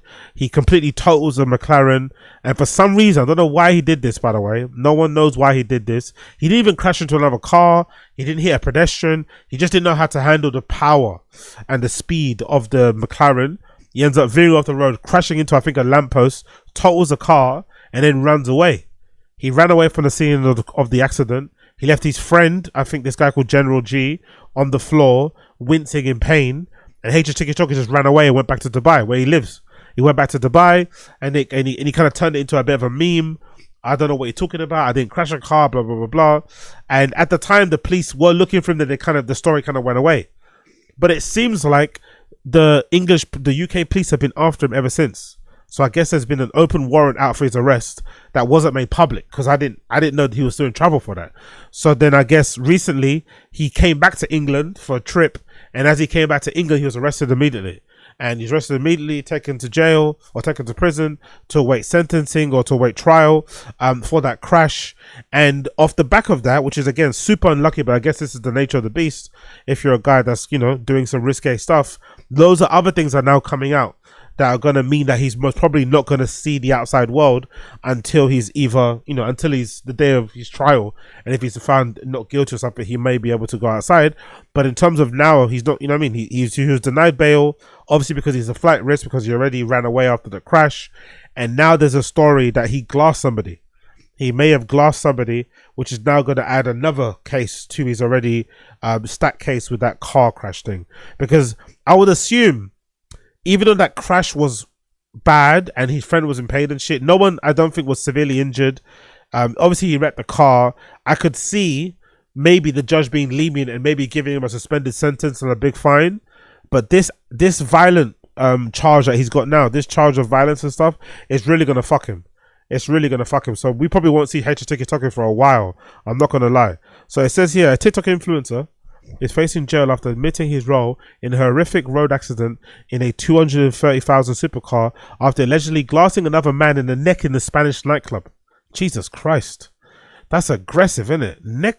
That's a kill shot, no? He had been wanted by the Surrey police after crashing his McLaren sports car in Virginia Water, Surrey in March last year, and leaving his friend and fellow influencer General G injured in the wreckage. Dramatic photos from the crash show the purple supercar, which is capable of reaching 60 miles per hour in 2.8 seconds, completely destroyed. Now the full story of the downfall of Harrison Sullivan, 24 HSTikkyTokky, can be told for the first time. It continues. The Daily Mail basically had a boner for him anyway. Daily Mail, they hate HSTikkyTokky. They wrote that massive hit piece that I spoke about on the podcast before, so they are really enjoying his downfall. The article says he spent a year on the run in Spain and elsewhere after failing to attend court last November, during which time he was interviewed by Louis Theroux for a forthcoming documentary. Yeah, so he knew then. He must have, he was told that he was under, there was a warrant out for his arrest, but he refused to go back. I don't know why. It's such a dumb move, really. You should just got this out of the way and he would have been probably fine, but maybe he thought differently. But I am looking forward to the Louis Theroux documentary though, because he was quite cheeky. Louis Theroux flew out to Spain to go interview him for a documentary, and the entire time HSTikkyTokky was live streaming on Kick. So you got to see it kind of like play out, innit? And the questions that are getting asked. And he was very combative with Louis Theroux. HSTikkyTokky's mum was also in the filming. She was also very combative and pushed back on terms of Louis Theroux's, wanting to frame things a certain way. But how Louis Theroux is. He does this thing where he kind of, pretends like he's unaware and oblivious to what he's saying. He's trying to wind you up a little bit or get you to put, back you up in the corner. And I think his mum did a good job in terms of backing him up. But you also got the impression that they are pretty, you see where he gets his toxicity from, by the way. You watch that live stream and you see where HSTikkyTokky gets his little, his attitude from, because his mum is like, his mum's kind of aggro. So I'm really eager to see what that documentary, what the final cut of it looks like, because it did seem like a pretty interesting one when Louis Theroux flew out there to kind of get a better idea of what he was about, and get and maybe get his side of the story when it comes to his controversies and shit. It continues and says, but 5 days ago, Sullivan turned up at Staines Magistrates Court and pleaded guilty to dangerous driving and driving without insurance, and was remanded in custody ahead of sentencing on November 14th. So, that's a good thing about the UK. UK sentencing isn't like the US. The US sentencing is so long. This seems like a pretty quick turnaround. He got arrested recently. He's currently on remand, awaiting sentencing, which is going to be November 14th, which is a good thing. So I guess you'll know either way what's happening going forward. The circumstances behind his return to Britain have only become clear. Sullivan was arrested in Spanish police in Marbella and accused of attacking another man with a glass at a bar in August, leaving the victim seriously injured. Jesus Christ, Harrison. That's the car that he crashed. Absolutely. To be fair, and also, if I'm not mistaken, what makes this even worse, I'm pretty sure the car wasn't his. I think it was a rental. If I'm not mistaken, I think it was a rental for some guy who he also fell out with. I'm obviously off the back of this. Can you imagine? You got your little supercar car rental thing. You loan this or you rent. You give this, because I'm imagining some of these rental companies probably give these cars to influencers like HSTikkyTokky under the proviso that you're going to help them promote their brand, promote their service. So they'll give it to you for free to drive for a day because they want you to kind of push what they're doing. Imagine you give it to someone for free to drive around and they bring it back like that. Like the whole entire front bonnet is gone. Like it's completely totaled basically. There's no rectifying or saving that car. It's completely totaled. When the Spanish authorities checked Mr. Sullivan's record, they found he was wanted in the UK for a traffic road accident offence. Oh, so this story is saying he wasn't actually arrested at first for the car. He was actually arrested first by Spanish authorities for the glassing incident, and then they put him in the system, and they saw he got an outstanding warrant from the British police. So if he wouldn't have got into that fight in Spain, there's a possibility he probably would have still been out now, because he didn't come back to the UK. He was in Spain. Shit.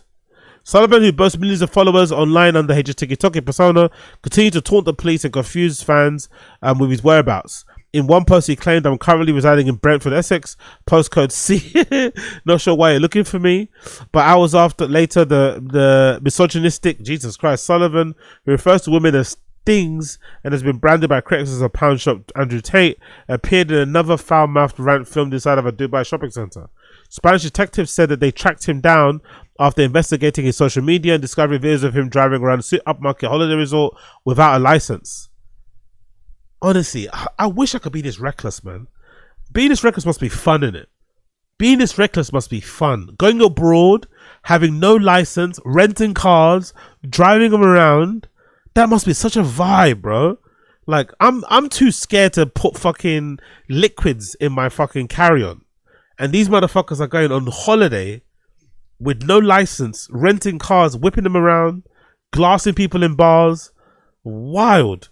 Describing him as a YouTuber and a boxer in a statement today, Malaga's National Police said officers belonging to the police station in Marbella have arrested a man known as YouTuber and boxer who in August, after rallying with another man, allegedly attacked him with a glass and left extremely serious injuries to his neck.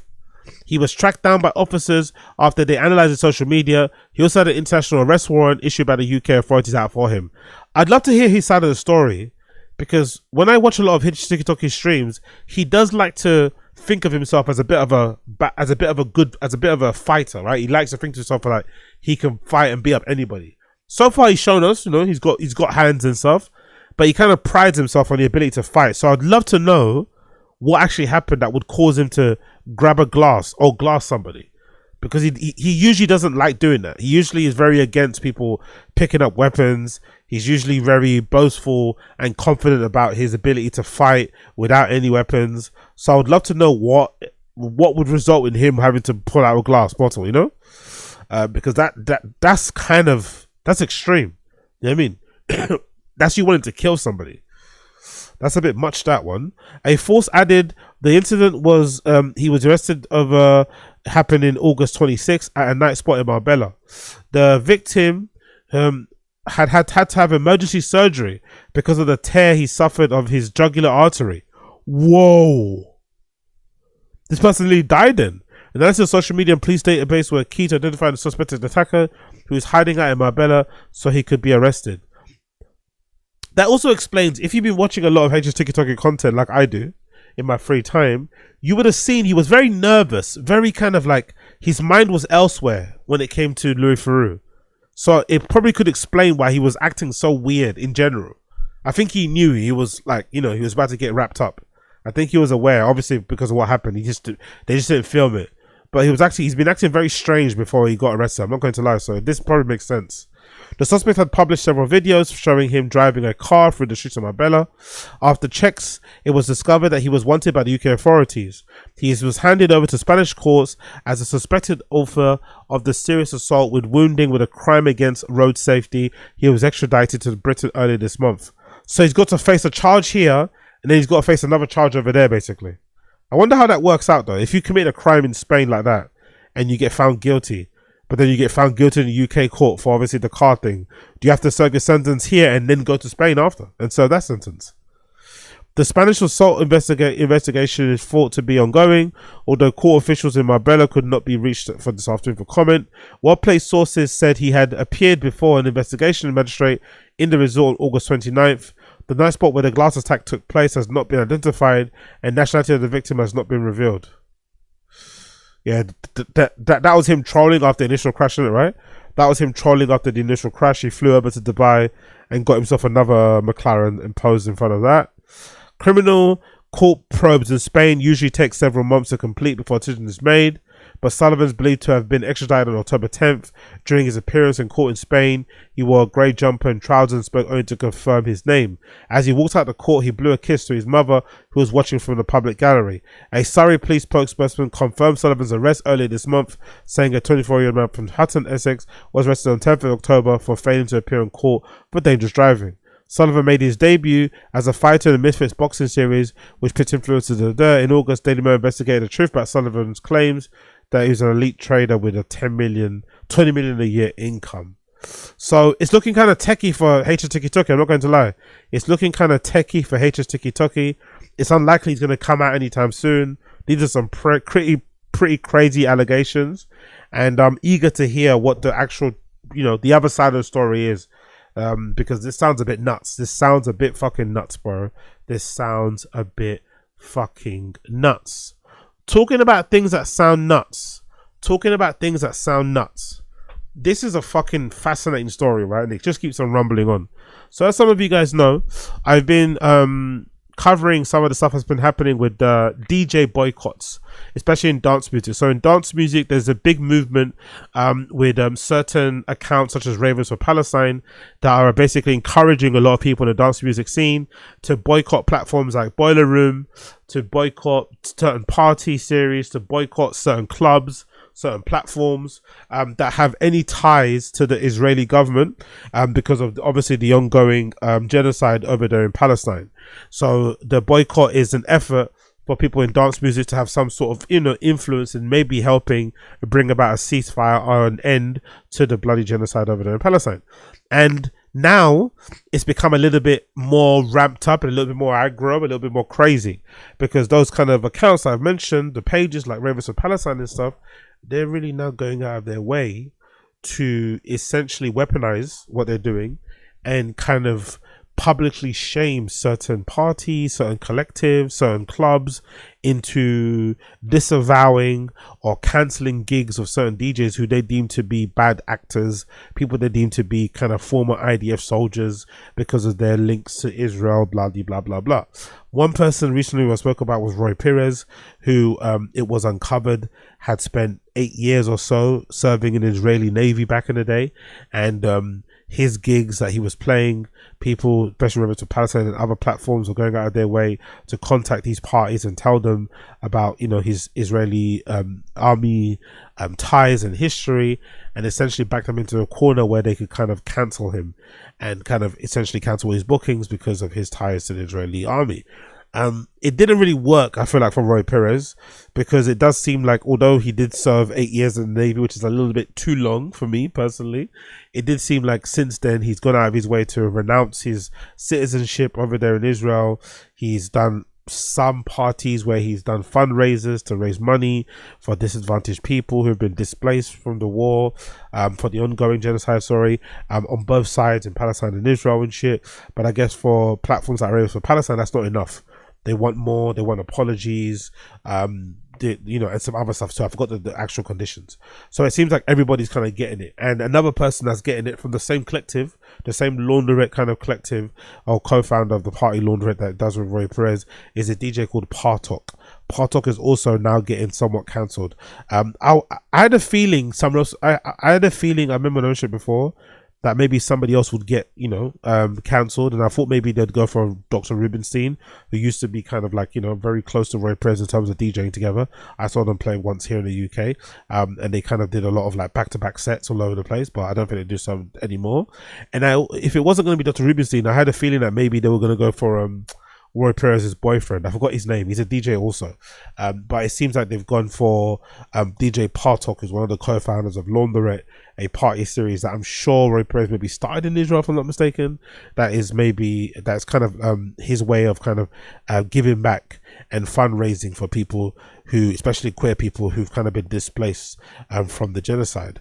But the latest is obviously DJ Partok. DJ Partok's getting it. So this is a latest headline courtesy of RA. It says Israeli DJ Partok says a statement, cancels New York gigs after immense pressure from online groups. The Laundrette co-founder pulled out of 2 shows this weekend following posts by Boycott Room, Ravers for Palestine, and Sound Against Siege. So this is a pretty crazy situation that's kind of playing out in real time. So it says Israeli DJ Partok will no longer play in New York this weekend. The Laundrette founder, which is heartbreaking, by the way, I could imagine, right? Because most likely, I'd imagine he's probably in New York right now. I'd imagine he's probably been in New York since the morning, at least, or since Thursday. He's probably there right now, and these gigs are getting cancelled. Horrendous, right? The Laundrette co-founder broke the news via a statement on Instagram yesterday, October 30th, confirming his decision to cancel 2 performances for Signal NYC and Zero Chill. This decision was made after online groups Boycott Room, Ravers for Palestine, and Sound Against sent an open letter. So this is the open letter that started everything, right? So let's read the open letter first. This is the open letter from Sound Against that started all of the fucking passer. So this is the first letter that really fucking set things up. So let me actually refresh the screen so we can see what I want. So this is the letter. So this is the letter that they sent, and I think they tagged the owner of this. Yeah, I'm pretty sure. No, they didn't tag. Okay, cool. But let's read it anyway. So this is from the Sound Against Siege account of it on Instagram. The caption says, on October 28th, 2025, we sent this message to Siva Granik regarding the decision to book Partok, a former IDF soldier, at his up-and-coming event.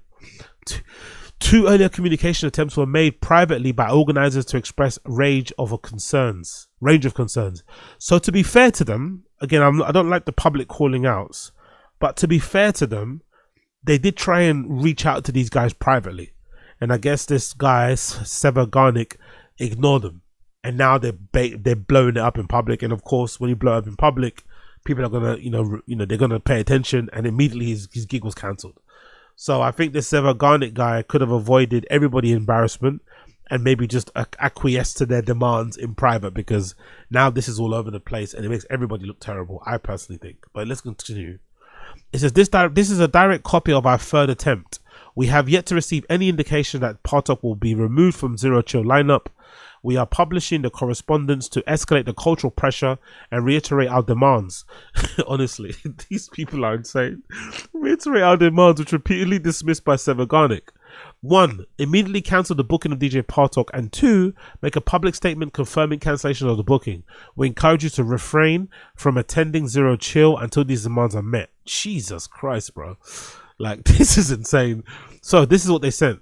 To send to Seva Garnick, event promoter.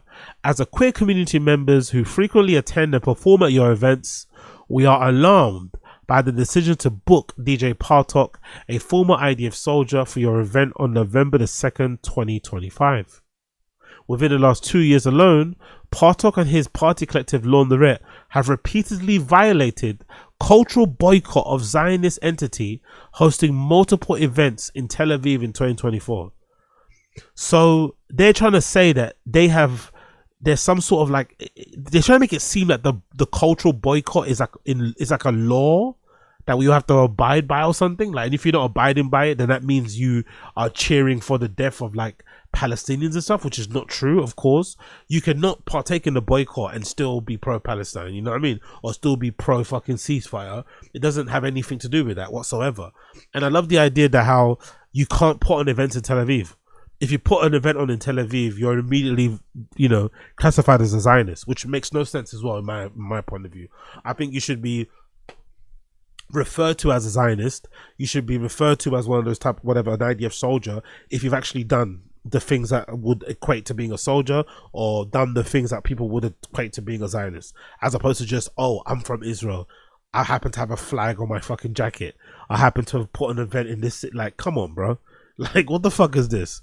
It continues. It says, Partok frequently used phrases like, quote unquote, free the hostages on social media, known to be a dog whistle which serves to rationalize the ongoing war on Palestinian life. What the fuck does that even mean? How is free the hostages a dog whistle?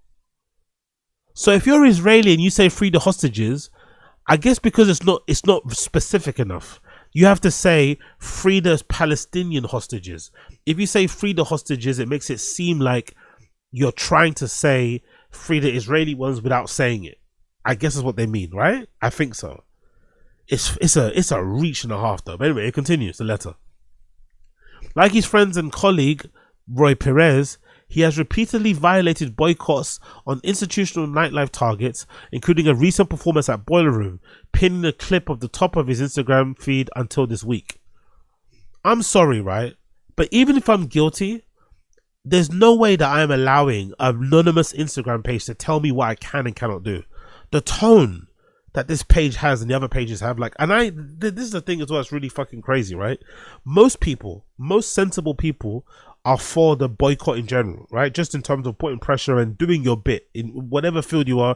You want to feel like you're doing your bit, whether it means buying a pin, buying a t-shirt, a scarf, sending some money to a GoFundMe, taking part in a march, in a protest. You want to feel like maybe whatever you're doing can maybe stop you seeing these images of men, women, and children getting blown to pieces in Gaza, right? You want to feel like you're kind of helping that come to that direction, come to that conclusion where it kind of just stops. But I'm sorry, you don't get to tell me how I should and shouldn't behave. Repeatedly violated like what the fuck? What are these boycotts? The ones that they fucking created. These boycotts are these boycotts are non-negotiable. You have to take part in them. You have to abide by, and it's not even a boycott where you have any kind of say so. You just have to kind of toe the party line. Everybody's doing it, so you have to do it. You can't ask any questions. Like, what the fuck? Like, there's no movement. There's no fucking wiggle room there. If you do question it, you're kind of categorized as a Zionist. I don't know. I don't like this tone. I don't like this tone at all. And what, like, you can't do boiler rooms because boiler room is what, attached to KKK. It's like, come on, man, allow it, bro, allow it. Honestly, allow it. The fact that they had to come out, the boiler room staff, and say unequivocally that holding company has no influence in who they pick in terms of DJ editorially, and for the most part, I think they've shown it with some of the DJs who they've picked to play recently in recent years or in recent months and stuff. And I don't know, you'd imagine if you have a platform like Boiler Room to play on and you actually were politically minded, or you did want to do some sort of activism, maybe playing on a Boiler Room and spreading that message wide could actually be a good way to kind of, basically get what you want to have to say heard by more people. I don't see why that's a wrong. Like, it's such a bizarre thing to do. Like, I understood the cultural boycott of like Whore more than Boiler Room. Because Whore, what they were doing, the founders, that was a really dumb move. They really fucked up anyway. People don't really seem to care, by the way. They're still getting people, appearing on that Whore platform and doing DJ streams. But what Whore did allegedly was that they were telling people to take off certain t-shirts. You can't wear that t-shirt, you can't wear that scarf. Now, it's a bit techie with Whore because their founders are Israeli.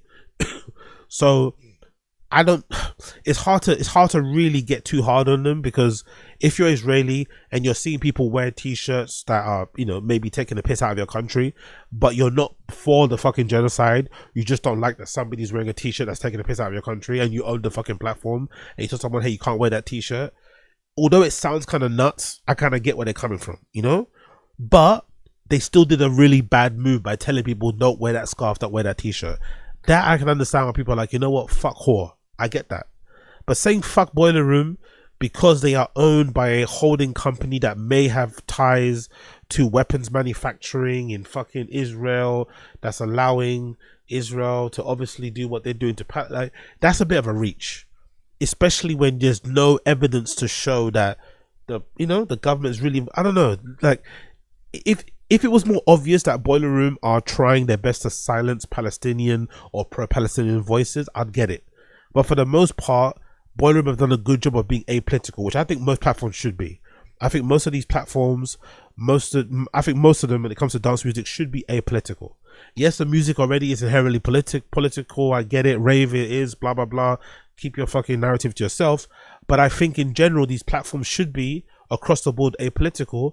And you yourself, if you want to spread your message, whatever activism you have, whatever cause you want to promote and push, you can do so on their platform. But so can the other side. You know what I mean? Like, if you want to be pro-Palestinian on fucking Boiler Room, I think if someone wants to come on and wear a fucking Israeli t-shirt, let them wear it. Like, I don't see the problem with it personally. But for some reason, it seems like only one side is allowed to fucking, you know what I mean? That's what I don't like in that sense of the word. Obviously, you don't want someone coming on with a fucking Benjamin Netanyahu t-shirt and shit. That's a bit too much, a bit too extreme. But I don't like this. I don't like this. Like, this like force, it's almost like you're being forced to, you're being kind of called out. I don't know, it's becoming weird, it's becoming vindictive. I don't really know what the end goal of this is. I don't really understand what the end goal of it is, because it's kind of feeling a little bit petty, and it's kind of going way further than it probably needs to, but I could be wrong. Let's continue with the next page. It says, prior to October 7, 2023, Partok glamorized his settler background via artist bios and media interviews, trumpeting his roots in Tel Aviv queer underground amid a backdrop of constant and unrelenting Palestinian suffering. Where does that even come? I want to see evidence of him glamorizing his settler background. What does that mean? Talking glowingly about the country you're born from, about the country you're born in, about your roots, about maybe your come up, because I'm assuming, if I'm not mistaken, there's a huge majority, a huge portion of the dance music industry, people behind the scenes are Israeli. For whatever reason, don't ask me why, but it seems to be a thing. The Israeli people are kind of prominent within the dance music industry. So I'd imagine the Tel Aviv scene is pretty popping, most likely, right? They probably got a pretty popping queer scene, pretty popping club scene, DJ scene. So if that's a big part of your journey, why can't you talk about it? It doesn't mean you're glorifying or advocating for the death of Palestinians by talking about your history, by talking about your come up. Like that's a reach, unless they have evidence to show that he's actually, you know, talking about, you know, celebrating taking people's homes and shit and whatever. But I don't know. These actions sustain the Zionist machinery of cultural pinkwashing, which exploits queer culture to manufacture consent for gender. Like, what are these buzzwords, man? Honestly, this is like a buzzword essay, isn't it?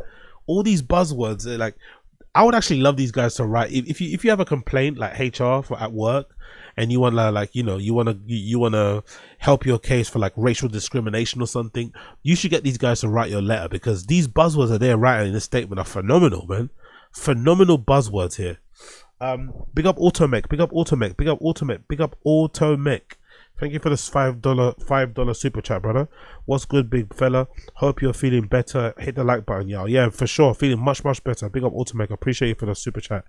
Big up Automech. Next slide.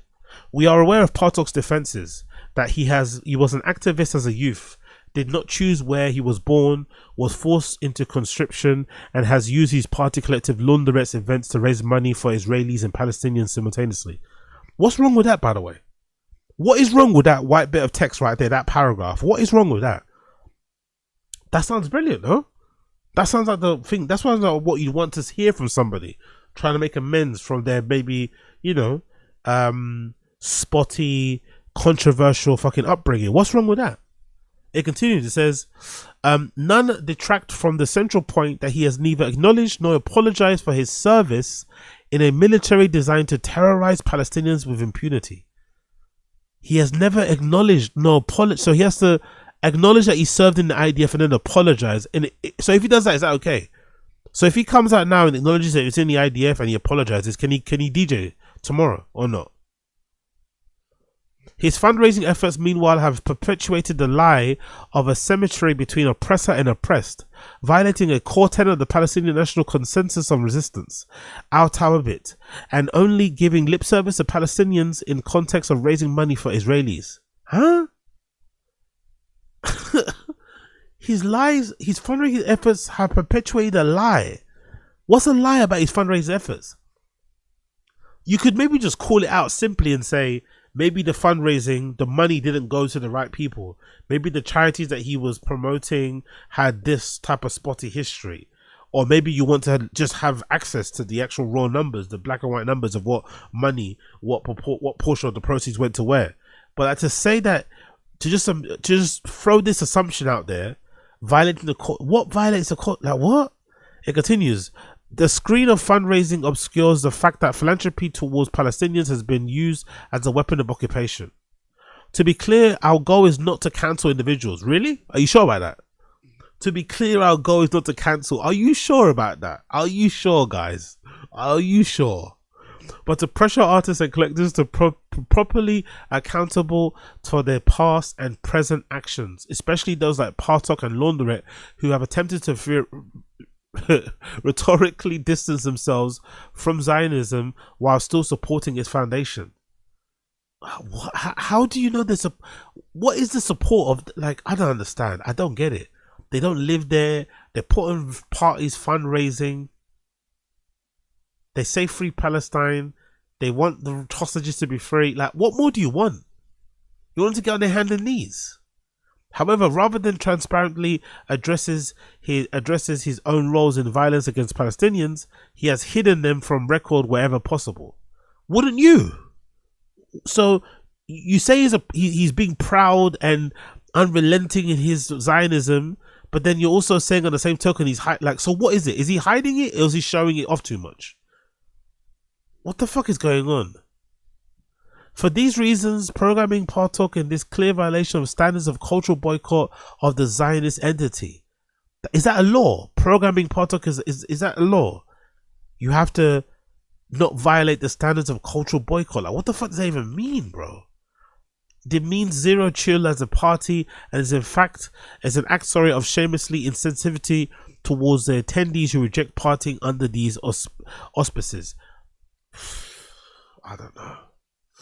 You and the staff at Zero Chill by proxy have yet to respond to any meaningful way of ongoing community demands to rescind Partok from the lineup on 11/12/25, categorizing your commitment to the 75-year Palestinian liberation struggle as a mere fad, or, in your words, the flavor of the year in politics. The reputational and material impact of choosing to maintain Partok's booking on the lineup far outweighs the mild embarrassment of rescinding it. This is not just about one DJ, but the standards we continue to set for our culture. We invite you to dignify Palestinian life and to set example. You have to dignify Palestinian life by fucking cancelling one DJ's booking. Like, what? Immediately cancel booking and make a public statement confirming the cancellation. So, as you guys know, obviously they did cancel his booking, and Partok made a statement. Partok actually put out a statement regarding his booking getting cancelled vis-a-vis the pressure from, you know, those groups on social media, which is pretty interesting. Let's hear his statement. DJ Partok's statement addressing some of the controversy. Information recently circulated about me online. Much is untrue. I'd like to speak publicly to share my stance, beliefs, and some context about my past. Honestly, I hate explaining myself anyway. I would hate to be in a position where I have to publicly explain myself like this under duress from an anonymous Instagram account. Are you crazy? You can suck my dick, like legit. Especially if I've not done nothing wrong. Especially if I've done nothing wrong, you can suck my dick from the back. On God, about stand on here and start explaining myself like, what? Get out of here. First and foremost, I oppose Israeli occupation and the ongoing genocide in Gaza. I'm appalled by the recent violations of ceasefire and the continuing slaughter of Palestinians. I fully support the cultural boycott of Israel and reject Zionism in all its forms. If you know me, none of this will come as a surprise. Okay, fair. So far, so good.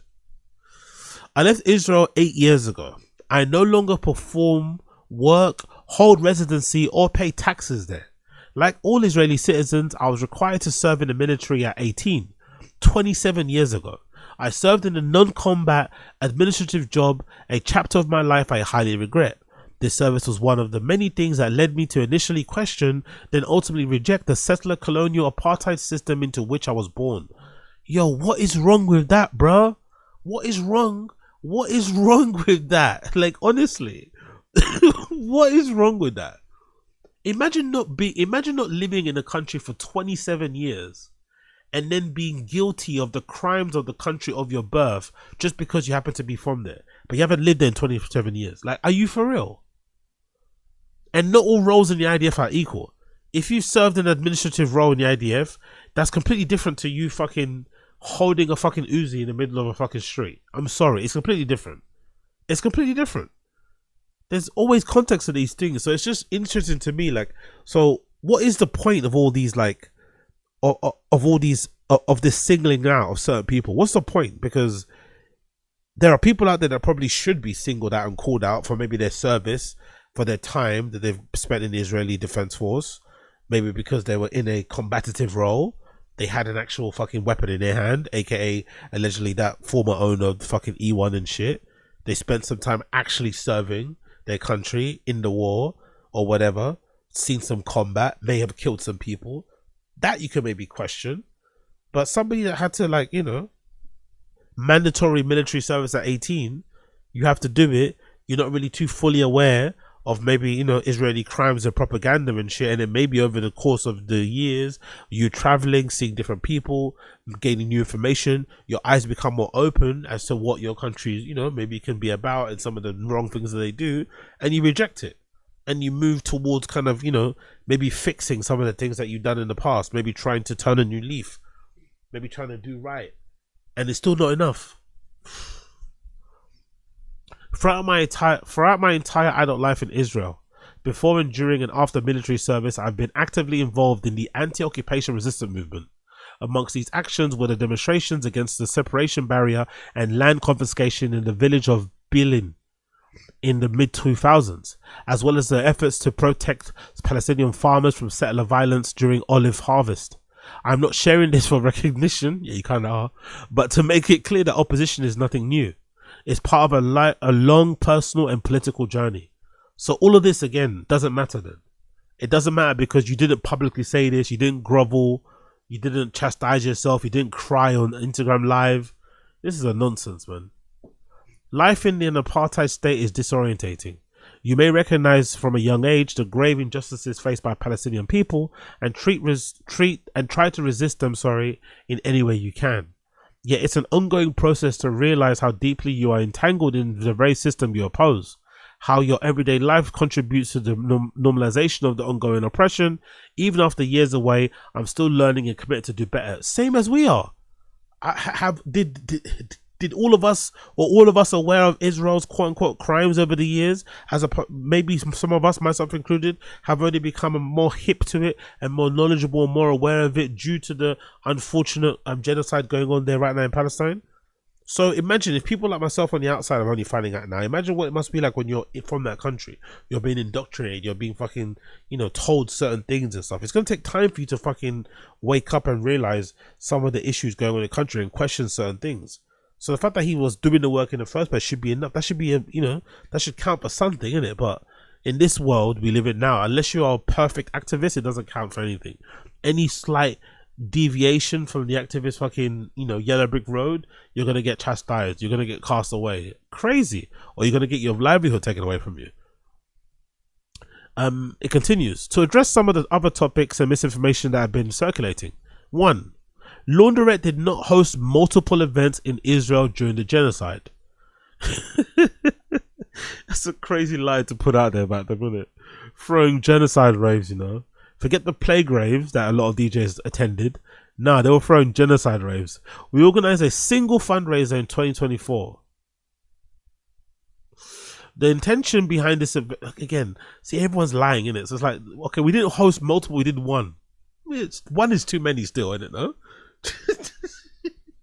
You see, now I'm starting to understand. It's like, we didn't host many, we only did one genocide rave. It's like, come on. Anyway, let's just continue reading. The intention behind this event was to support, consolidate, and amplify resistance within the country. We saw the goal of Boycott as creating a pressure to enhance resistance from within. And as a former Israelis living abroad, we felt we had a unique position to help spark that momentum. In hindsight, we now regret holding this event as it had a greater negative impact on the global community by breaking the boycott than it did in supporting resistance locally. At the time, we thought it was doing the right thing. For this error in judgment, we are all sorry. Like, what made you... Like, that's a bit of a weird move anyway. What would make them think that would be a good idea? Surely the idea would be to hold the laundrette event in a neutral place outside of Tel Aviv, outside of Israel, and then during the genocide, and then bring more attention to the genocide and more attention to helping the Palestinians and bringing about change and maybe being an effect, being a part of the necessary pressure that may come about in terms of the fucking ceasefire happening for real. I don't know. But that seems like a weird choice to make in it. So this is the thing. Everybody in this is like a bit dodgy, innit? The platforms that are calling out the DJs that are dodgy. Some of these Israeli DJs that are saying that they're not really Zionists, and they're all a bit. Everyone's kind of a little bit duplicitous, Everyone's kind of a little bit shifty, a little bit shady. Everyone involved isn't clean. Everyone's a little bit dodge. I'm not gonna. Everyone's a little bit dodge. I'm not gonna lie. Another one. My boiler room set was recorded on November 8th, 2024 and shared on my socials January 9th, 2025 before Super Truck purchased boiler room in January 2015. Okay, so basically he's trying to say his boiler room set was recorded before everybody knew that boiler room was no good. Fair. Regarding organizations to which Laundrette donates funds, in the past, we supported both Israeli-based and pro-Palestinian organizations and Palestinian-led NGOs. Since the escalation of the genocide and after learning of the BDS position, some of these groups, all our contributors have been directed exclusively to relief efforts in Gaza. Again, dodgy, because didn't they say they were purposely trying to donate money to charities that are going to help displaced queer folk on both sides. And now it's like pro-Palestinian, I don't know. So allegedly there's Israeli-based charities that are pro-Palestinian or organized. I don't know. Again, everybody involved is very shifty, very shady, very dodgy, I think. With all of that said, I've decided to pull out of my upcoming shows in Zero Chill and Signal this weekend. As much as it saddens me, I feel it's the right thing to do, and given the immense pressure being placed on the promoters and the fellow artists, I will devote the time. So do you want to pull out, or are you doing it because of the pressure? Because that sounds a bit, talking two sides of your mouth there.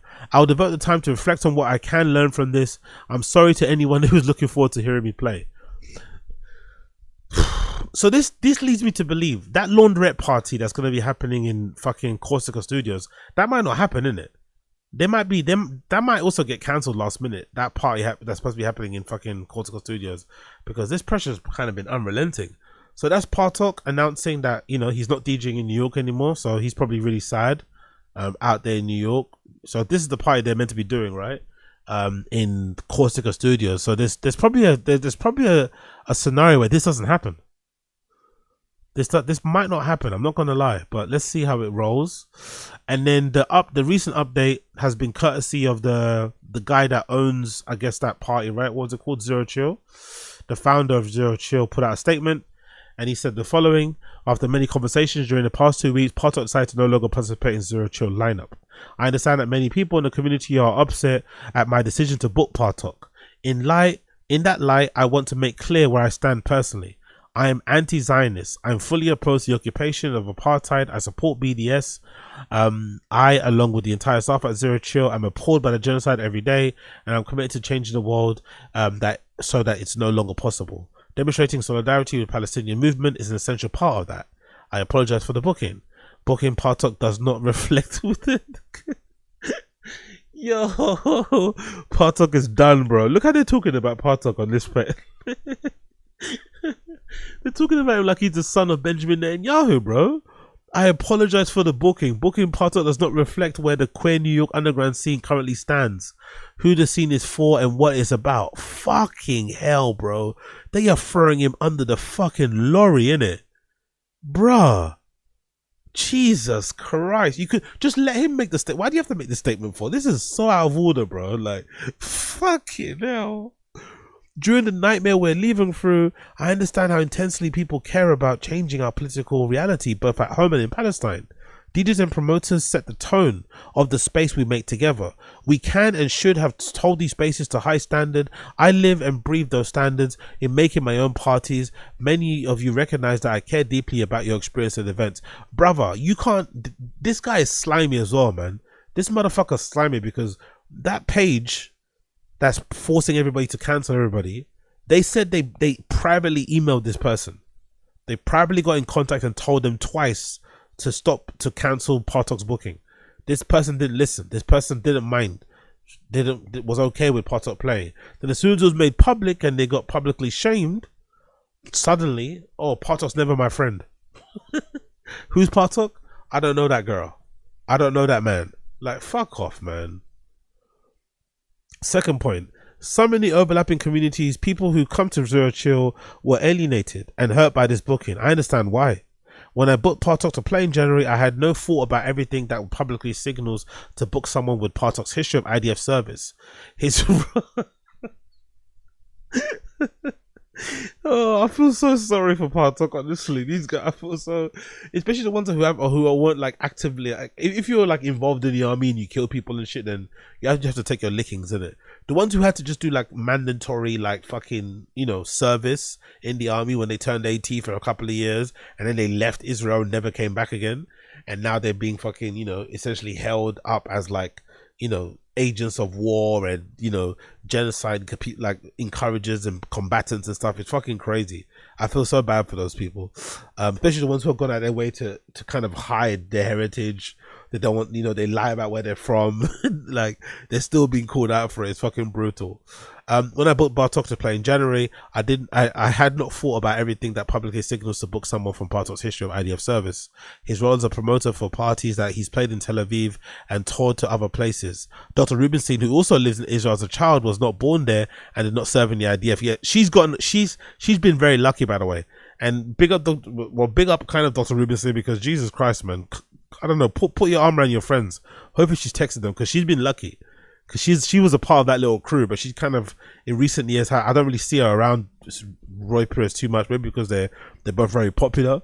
But she seemed to have avoided the whole cancel all Israeli DJ thing. I'm not sure how she's avoided it, but she's kind of avoided it. Maybe it helps her. I don't think she's actually born there, innit? I think she lived there for a bit when she was young. I don't know. But anyway. Underground queer nightlife set standards for the progressive queer culture in the US and the rest of the world. I understand that for DJs who come from countries actively... By the way, why did he even mention her name anyway? Again, this guy's a bit dodge himself. Why did he mention her name? Dr. Ruben said he also lived in Israel as a child, was not... This guy's a bit dodge. Anyway, underground queer nightlife set standards for progressive queer culture in the US and the rest of the world. I understand that. For DJs who come from countries actively committing a genocide or other transgressions against our collective humanity, the onus falls on them to make their political stances abundantly clear. This sounds like a ChatGPT thing. So that information that I have and the information that the party goers have aligned, I appreciate all the people who have taken time to help me understand. They've been attacking him in the DMs. How the booking can be interpreted. Many all caps, I'm assuming, fucking DMs, and how for some people in our community, Israeli nationality alone will speak for the person if they do not represent their stance clearly and publicly about the shit. Man, you can fuck off. If I was from Israel and somebody tried to tell me I have to publicly state my stance upon something, if not, like, you get, like, go suck my dick. Like, honestly, who are you to tell you what to do? Honestly, like, what? You have to publicly state where you stand. Like, of course you know where most people stand, where the general public would stand, where humanity stands. Like, what the fuck is this? Make it known. It's like compulsory black square on your profile, compulsory hashtag BLM in your fucking bio. Like, fuck off, bro. Fuck off. Oh, horrible the way these people act sometimes. Zero Chill is a party that, because of the people who come here, because you bring your creativity and your humor to the world, that my team and I pour our love into it. I care deeply about the people being able to experience this possibility and connection at this party. I also understand that the desire that people have to party to be in a step with their political principles. We will still sometimes disagree about how to enact those principles in nightlife. The spaces I have created in nightlife have benefited from listening to all points of view and taking some seriously, and that's something I'll continue to do. Okay, he's just glazing himself in the middle of the statement. No problem. Promoter things. Making these spaces is hard, but it's a lot easier than changing anything about the hell we're going through. While nightlife it matters deeply to all of us. There's a lot of powerful people, organizations out there far outside of the world who wield the material control over their reality.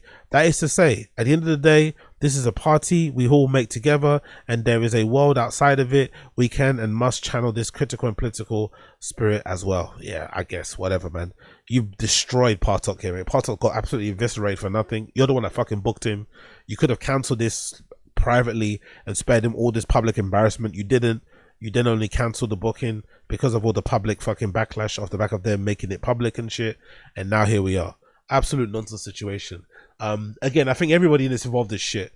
The fucking platforms, Ravers for Palestine, this siege platform, all full of fucking people with, I don't know, questionable motives, questionable intentions. I don't like it. I don't like the Ravers for Palestine. I don't like this the sound against siege, this forced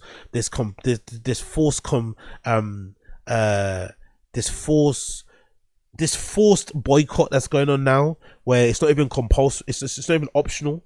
It's compulsory. You have to fucking take part, and you have to take part in it a certain way. This demonization of everybody that's Israeli. regardless of what you have and haven't done in the IDF, just because you happen to be Israeli, it's fucking bizarre as well. Especially coming from a place like nightlife where you're meant to be all inclusive and you're not meant to be discriminatory, you're meant to open your hands up to everybody and shit. This otherizing and demonizing of Palestinian people or Israeli people in general is a bit weird to me. It's a bit weird how everyone's just okay with it. Unless you've actually done something, you know, or said something that would deem you to be a Zionist or whatever, I'm not going just to think you are just because you happen to fucking be repping the flag. Like, allow it. That's a bit weird. It's a bit strange. I'm not liking it. I'm not gonna lie. I'm not liking it in the slightest. And but I'm also not liking the slimy nature that some people are kind of answering these questions, clearing up certain things. You know, everyone's kind of all over the place. I'm not really sure what's going on. But I don't like what I'm seeing so far because I don't think it helps anybody. I'm not going to lie. I don't really think it helps anybody. It just creates more division. It just creates more issues. And it's kind of turning into like a vilifying council culture type of thing and less of a way to try to maybe get to the point where there is a ceasefire, there is an end to the violence over there in Palestine and come to a place of peace. I don't really know really, but I don't like it. I don't like what I'm seeing so far. It feels a bit yucky. Not gonna lie, it feels a bit fucking yucky. But again, what do I know? Absolutely nothing. Anyways, people, thank you so much for tuning in to the Excellent English episode number 964. It's been a pleasure to have your company. It's been a pleasure to have your company. If you're listening to this podcast via the audio side of the podcast, you will be hearing my tune of the day.